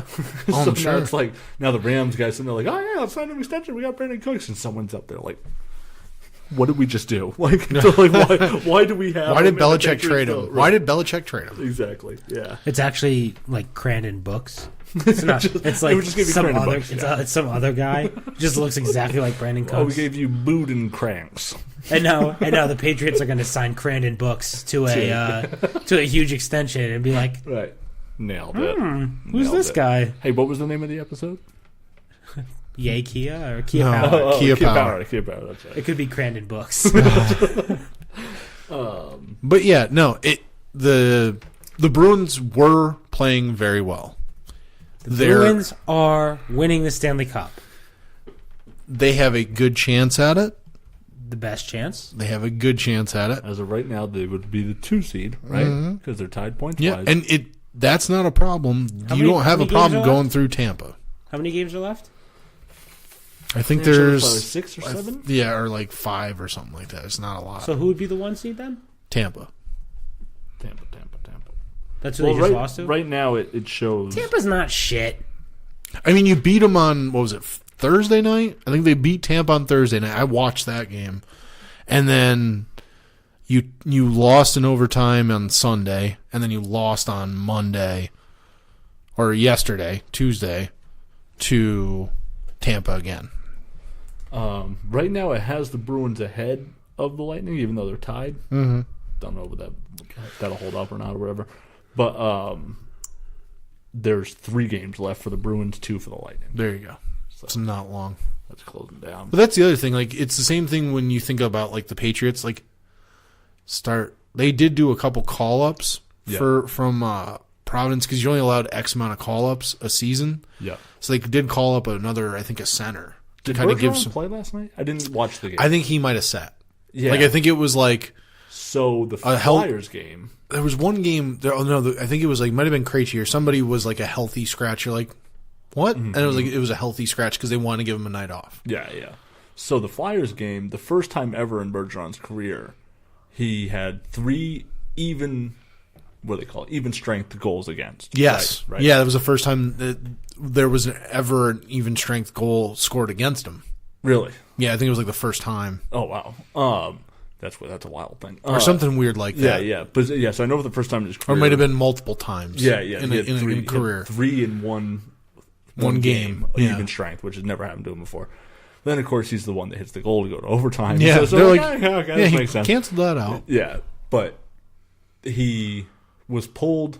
Or no, they had an off day. He got hurt. He's got to be hurt. No, right? no. He got hurt in the game, like he got nicked up or something. Yeah. He finished the game. Right. Like he came back and finished But they never it. listed it as an injury. No, so then the other guy got hurt, and they were freaking out. They're like, oh, this call-up means for Bergeron. Like, no, it's the other guy that got hurt. They put him on, like, I don't know if it's IR or whatever, but he's done. Okay, all right. And that's what it was. It was essentially to, like, end of the season, we don't want to limp into. It's like with the Patriots. Like, don't let Brady play in the fourth quarter of the last 2 games. Right. Somebody's going to try to hurt him. It's like that. If you don't have to play Bergeron and Marchand, don't. Gotcha. If you can rest Chara, do. Like, he's fucking 40. Yeah, because you're going to win the Stanley Cup, and you need them all healthy. Yeah, everyone needs to be healthy. So, yeah, that's an interesting thing. That's coming up about a week or so. Right? Yeah, that's when you're going to hear me get, like how I talk about the Patriots, that's when I'm going to get all fired up. Oh, fuck. I watched the Saturday, whatever it was. Was that Friday night game? I watched the Thursday night game. Was it Thursday night night game against Tampa? Doing laundry. Yeah, okay, yeah, whenever that was, I watched that whole game. That was an awesome game. Mm-hmm.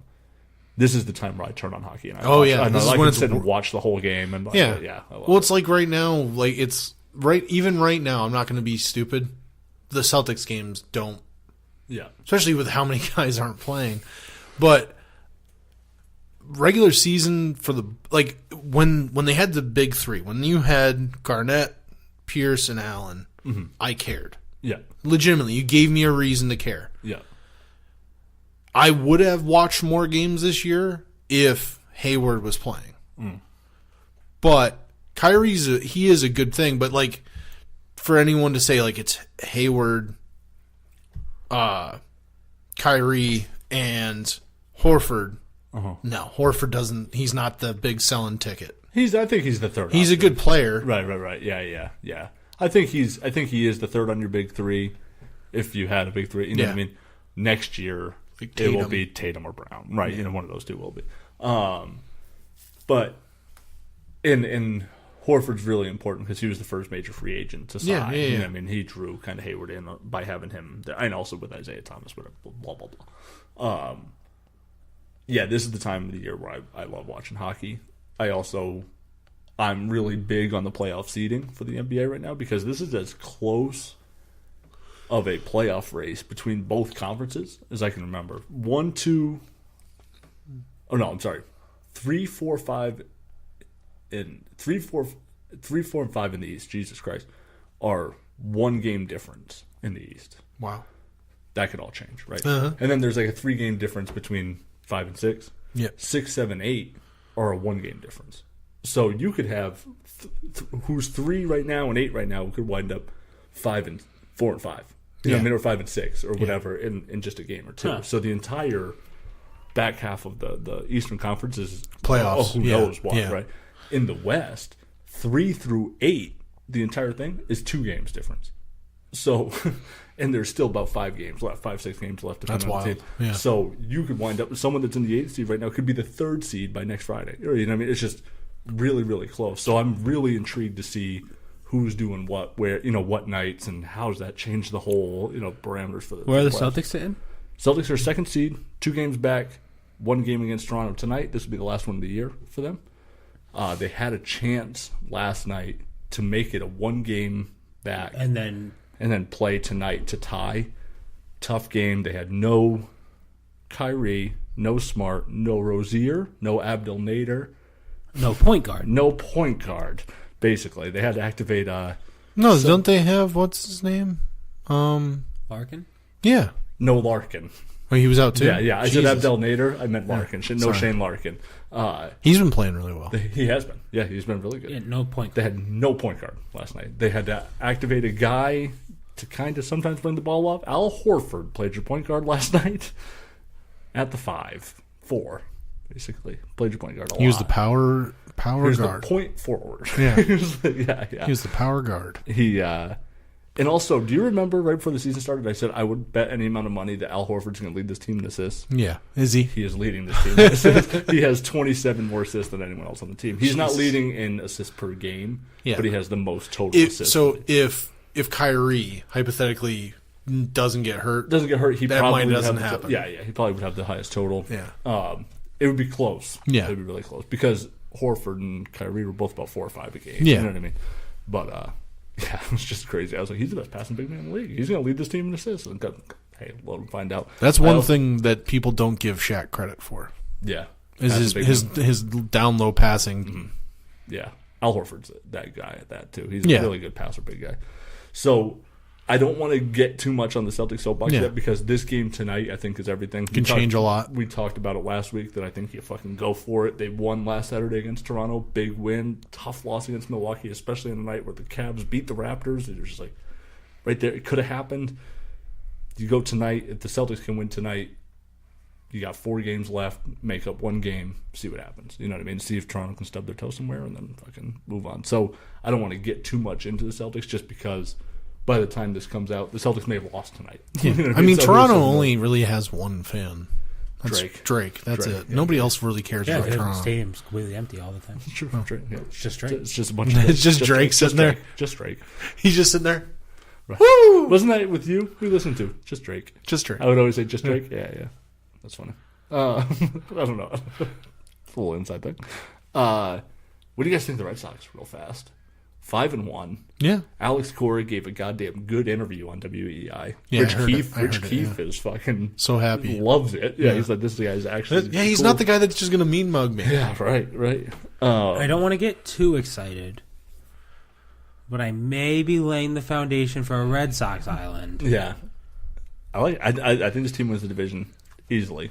Did you see Didn't the Yankees just lose? Did you see what's his name got booed out of the stadium? Booed out of the stadium. 0 for 5 strikeouts. Giancarlo Stanton opened the game up today with a home run. Well, okay. Good for you. Yeah. That's what you're gonna get. Though. Right. Yeah. And how did he hit a home run in the Judge first game? playing? Like, it's not. yeah, he had 2 home runs in the first Yeah. game. Yeah, So it's like How's he's got 3 Judge home playing? runs at least. Judge has Judge, Sanchez, and Stanton all went long today for the first time this year. I don't know how Judge has done on the year. I know he's got a bunch of Ks. Yeah, I'm but, sure. Yeah, that's good. It's going to be one of those years where he comes back down to earth, and people are going to see kind of what he really is. I think he's going to be a good player. Like, he'll have 33 home runs. You know what I mean? And be like, yeah, he's good. Yeah, you know what I mean, but it's not going to be 50. And it's, right. You know, it was funny watching the Sox and Sox fans get chirped after the opening day, right? And they lost. That was a wild thing, by the way. I was laying in bed watching the game, pumped. Like, just like, here we go. Watching base. I literally sat there and watched the whole game. Like, I just sat through a whole baseball game. That's an incredible feat. 4-0. Let's go. My buddy calls. I step out on the deck. I have a cigarette. I get a notification on my phone. Sox lose 6-4. I was like, what the fuck just happened?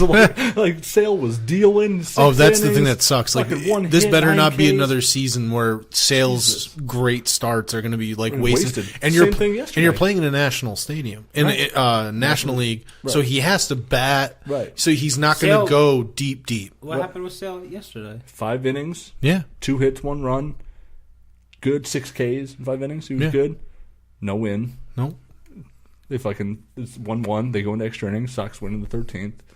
So now he's 0-0. Why are they only pitching Sale 5 innings? Well, they were in a National League park yesterday. So he has to have it at bat. They subbed him out to hit. Yeah. In the 6th to bring because it they're down bat. 1-0. And the pitch clock, I actually like. I think this is a good move. We saw him burn the fuck out last year.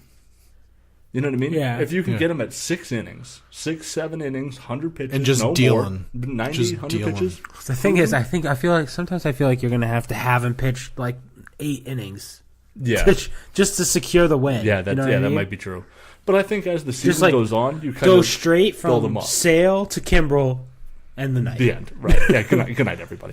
Yeah, I think as the season goes on, that'll probably enhance. But right now, why have them go 130 pitches, 8 innings? You know what I mean? Like for what?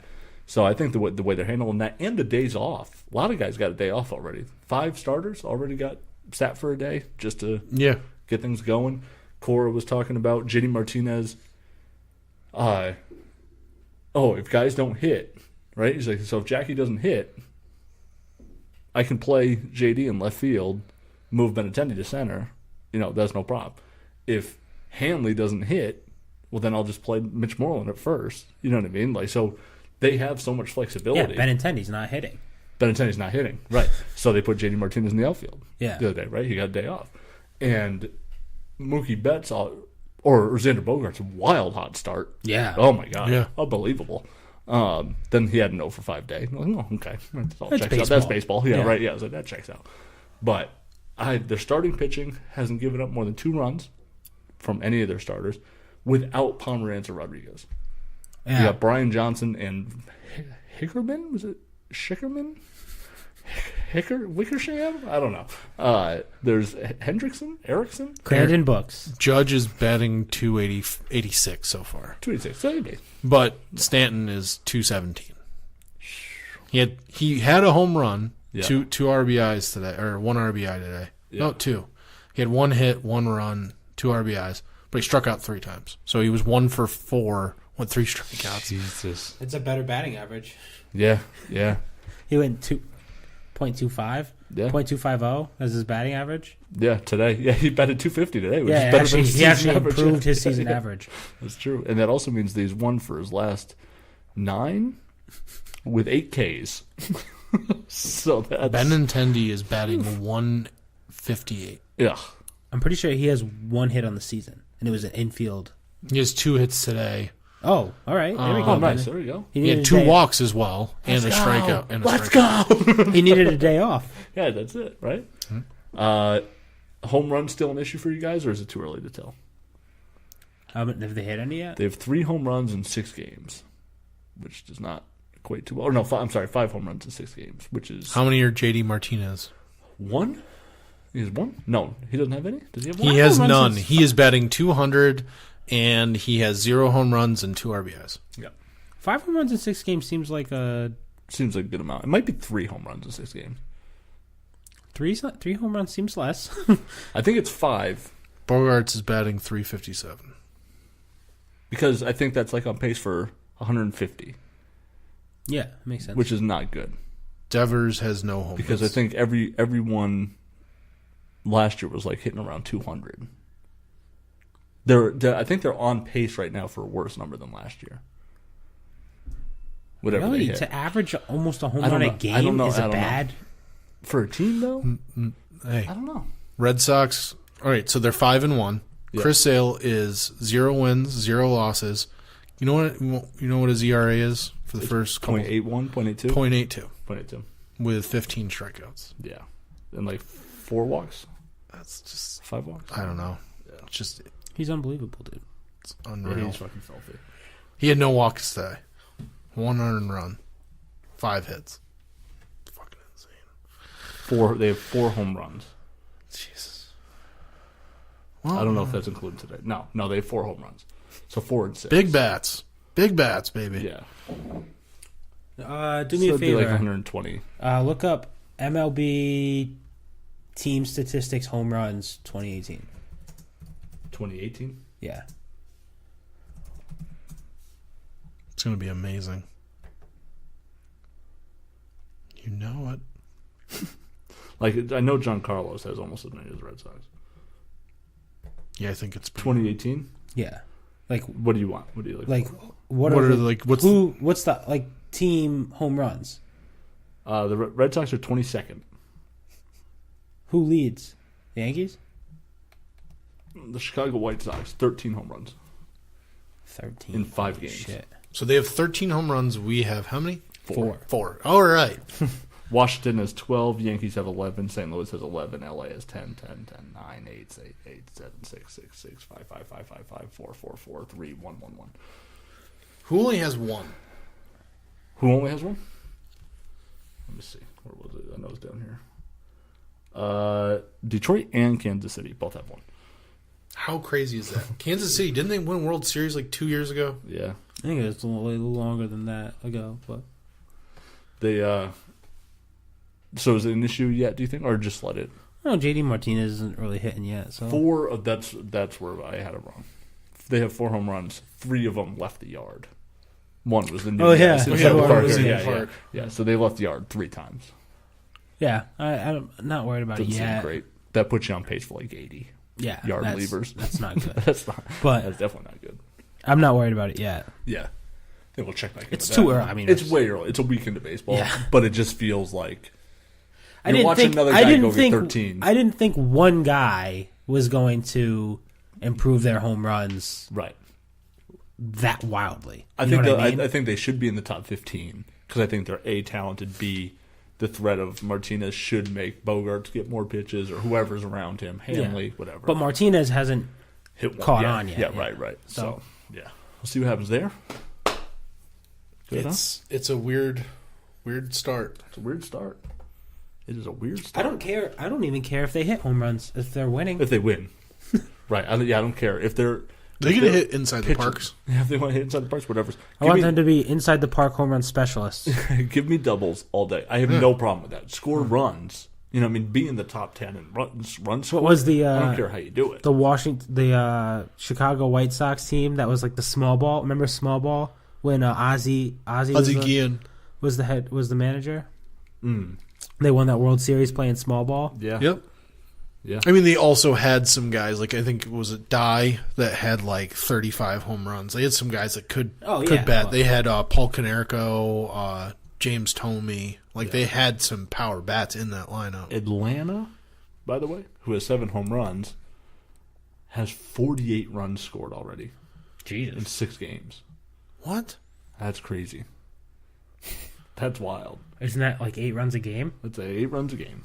That's insane. 41 runs scored for Houston, 7 games. The Red Sox have 21 runs scored in 6. They're 20th in the league. Which is fine. If you're giving If up, you're winning, giving yeah. up one. What's Atlanta's record? Atlanta's record would be 2-5. probably something like That would be hilarious. that. They're 4-2. That's not. 4-2. The Red Sox score half as many runs as them, but they have a better winning percentage. Here's why. They had a game. They won 8-5. Lost 5-4. Won 15-2. Oh, right. That'll do it. Lost 8-1. Won 13-6. And then won 7-1. Can you imagine like the Red They Sox lost 8-1. Right, yeah. That's, Can you imagine if the Red Sox like scored 6 runs in a game? They'd be happy. yeah. What if And I the other told night you- they scored 4 the other day? They won like 4-2. And I was like, there he is. Just like, Imagine that. That's her alive. What if I told you this team scored 48 runs in 6 games, yeah. and in one of the games they only scored one run? That's Yeah. insane. That's You'd great. be They like- scored 47 runs in 5 games. You'd be like, no. You're lying. You're lying. What do we got for anything? Closing time? Anything? No real state of the WrestleMania is network. coming up. That's this weekend. NXT Takeover's coming up. That's really the what I'm fucking bigger jazzed that's the about. bigger one. Yeah. Jerry and I will be doing a preview of Takeover Is he coming? and WrestleMania. You guys are on for this week? Yeah, Oh, yeah, okay. yeah, yeah. All right. I just want to know. I took the know- hiatus. I knew he is all jacked up. Yeah, no, Both I back asked and him. He shit. said he would do it. So right. all else fails, you can call me. Yeah, there we go. Yeah, Lay do it in on- bed and talk. Do it on the phone. Not bad.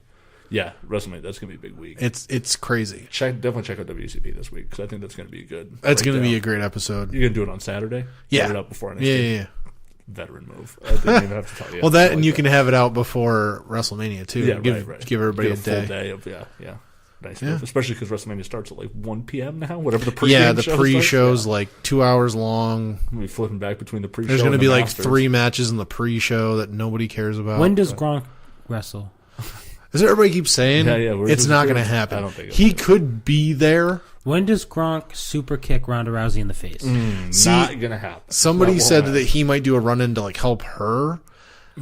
I was listening to I forgot what show it was. I want to say it had to be an EEI with randomly like that show, the afternoon show. Now that It's that, a wild card. Now that Holly's not there. Friend of the show, Michael Howell. Yeah, now that Michael Holly's not there, and other friend of the show, Rich Keefe, is kind of a little bit more taking a bigger role there. Yeah. It is like every once in a while they just throw like they're doing another. I think it should come out tonight. An episode. They're going to do a WrestleMania preview with Dale and Holly, Dale and Keefe, Nice. with some other guy that I guess they work with. I guess they're Uncle Buck, isn't it Uncle Buck? no, I think They did it with Uncle Buck they- last year. but I think right? the guy that does their engineering, their Ken producer Laird, guy, Curtis or producer Ken guy, Laird. Yeah. Yeah. that talks to them every once in a while, that does love wrestling. He keeps saying that he's not going to be there. Right. He's going to be on a hashtag dork. Speaking of Ken Laird, did you see Kirk and Callahan tweet? Fucking set the world on fire. Got a Mike, not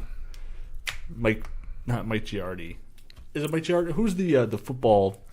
Mike Florio. Oh, Yeah, Florio. yeah. Oh man, hook, line, and sinker. They fucked him. Did you see this? no. They put out. I a like tweet. Mike Florio too. I don't really. I don't like him He much. put I think he's a so puss. they put out a tweet. What was it? It was the Kirk and Callahan show. It says senior executive producer Ken Laird or whatever, right? Reports that the Patriots are trading Rob Gronkowski within 2 weeks. Florio takes it, retweets it as fact. Fucking, they do an article On April about Fool's Day. right? This is on Or April like- Fool's or Day. like the day Florio, after the April thing about Fool's Day. Florio though is Florio gets got by these things all the time. And this- now is now like, I he's like- refuse to trust WEI. They're not a credible source. Those are the same people that had to do sensitivity training, and I had to cover their airwaves for them or whatever. I just totally turned heel on fucking EI, and they're like, "Hey, dude, you're also the guy that ripped Ron Borges for taking the whole Tom Brady Don Yee tweet and said that was totally unprofessional, and you didn't fact check that tweet either, and you fucking retweeted it, and now you're mad at us the same way that Ron Borges is going to be mad at Nick from Boston, aka Don Yee, like." No, dude, take some accountability. That's your fault, or whatever. Yeah. And Kirk this morning was like, "You kidding me?" And then they're like, "He's really mad at us." He went on some other podcast or the MMQB or whatever. He and has a fucking aired it. relationship with the guy that supposedly tweeted it out. Right, Ken Laird. Yeah, they were texting. Ken Laird, right. he could have just said, "Hey, is this real?" Right. And if he had said, "Nah, man, it's fake," Fool, April Fools, he would have been like, "Oh, okay," and move on with his life. He wanted to be the first one to wanted to report it nationally. And the website 12 Up also ran with it. Yeah, where they, it's like a Patriots theme thing or whatever. They saw the tweet and ran with it or whatever, and thought it was real. Whatever they got. So then Mike Florio says, there was multiple websites that took it and ran with it or whatever. And they're like, Lou Merloni did. It was like, no, 12 Up did. And that was it. They were the only one that knew it wasn't, or they didn't know it was a fake fucking tweet or whatever. Yeah. And I was like, oh, man. But yeah, they got him. But now, like, the Mike Florio EEI relationship is, like, fractured, totally fractured. Oh, who cares? I guess supposedly the guy that was on the radio today with them or yesterday with them, like, I forgot what his name is. They got into a tiff at one point, and he literally, like, called up his boss and was like, "You need to fire this kid. He needs to shut his mouth. He doesn't know who he's playing with," and this and that. And it's like, if you're that guy that, like, somebody calls you out on something you fucked up and you don't want to own up to it, right, you can't get mad like that. If you did do something wrong, own up to it, man. Yeah, that's true. You got a new... I put out a podcast. You put out a podcast. I like it. I reviewed A Tribe Called Quest, Midnight Marauders on Set the Record Straight. Nice. I'll check that out. I did a little. I put it out a little late on Tuesday. Normally, I put it up so that it's out like right at midnight. Mm-hmm. I put it up later in the night on Tuesday because I was sick on Monday, and then I also decided to change things up and move my record player up into the office. Oh, nice. So it's actually like the record player playing the record. Oh. For when I like play a part of the song. Yeah. Now it's actually the record playing. Nice. Instead of just the other audio. How hard is that to drop? Because I know we talked about it before. Like, it's hard. You can hear me like move the needle a couple times. Like, just like bounce it over. It just sounds good though. Yeah. That's got that extra vibe to it. Yeah, and I think that makes the whole... There is one part where I drop it like right on it. Nice. Just like it instantly kicks like right on. That's dope. But there are times where I miss it too. And I'm like, oh, we got to back it up. Yep. Boop, boop, boop. There you go. Not bad. That's cool. I thought that'd be a really cool idea for it. This is great. It's a great record to do it with too. Yeah. Also, some T-shirts coming maybe. Possibly. We didn't even talk about that. Yeah. I saw your message. But yeah. So yeah, that's good. And Decently Decent YouTube channel. We did the Hot Ones Last Dab wing sauce. Wildly hot. It is Carolina Reaper sauce and fucking the hottest pepper in the world. And you guys put it in your eyes? Definitely tried my eyes first. All right. Did that one, just see what happened. That's why Dave has these glasses on. Yeah, yep. They're not like my seeing glasses. They are like hazard goggles. Take those glasses off? Yeah, I can't do it. Oh, wow. Yeah. He has no eyes. He can't let oxygen get to his eyes now. Dave just has a hole burned in his eye. I can no longer oxidize my brain. All right, put the glasses back on, Dave. Sorry about that. Creepy. All right. Yeah, no, we also tried Utz Hots, which is their scorpion pepper chips. Not hot. No? Not hot. Really sweet, nice tang to them. Really good chips. Like, fucking, you could scarf them down. They're really good. So we're like, well, let's fucking jazz it up. Put the Hot Ones Last Dab on scorpion pepper chips.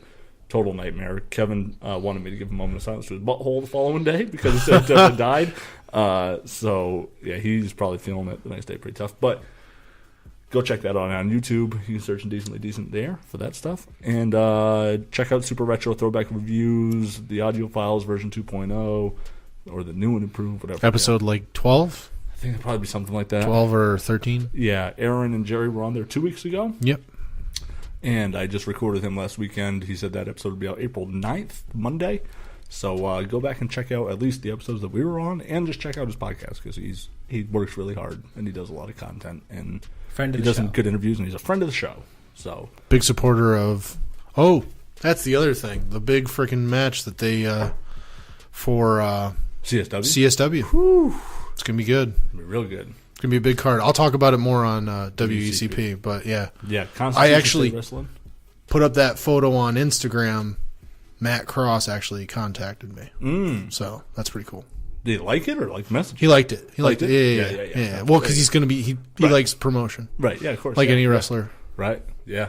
So yeah, check that out. Matt Cross will be a part of CSW. Tune in WCP this week. Find out who he'll be fighting. Yes. And that'll be a good one. Big time local talent will be his enemy, his opponent. His rival. Yes. His opponent. Buff I Dad? couldn't think of the word. Buff Dad. Not Buff Dad. Just not Buff Dad. That would be dope though. Matt Cross, Buff Dad. That would cap the night off. Matt Cross was actually on Lucha Underground. He is the son of whatever. What is it? Son Son of Havoc? Yes. That's Oh, Matt Cross. shit. Really? He's going to be at that show. He always got his ass kicked on Lucha Underground. But he's good, though. No, he actually- was a good wrestler, yeah. Yeah. So yeah, I'm pumped about that. I can't wait. That's June 30th. The show. I think 6/30/18. I think he said. something like that. Yeah, I think so. If I'm wrong, I don't know. Please forgive me. But also, I'll probably try and reach out to Nat to do the same type of thing we did last time. Yeah, be there. See if I'll be there. Yeah, I'll at least be there, regardless. whether we do that or not. Yeah, get a little promotion table thing going. I got a cool thing that might be good for you and Indecently Decent. Yeah. I signed up for this thing called, me and my wife signed up for this thing called Munchbox, Yep. Munch Pack. Yep. And what they do is they send you, every month, they Yep. send you snacks from different countries in the world. Yep. And we got our first one. Yep. We got these spicy chicken Lay's potato chips, deep ridged, from Japan. Oof. They were banging. Yeah. Yeah, they were real good. That's a wild thing. We got That sounds those. good. We got How much? How much a month?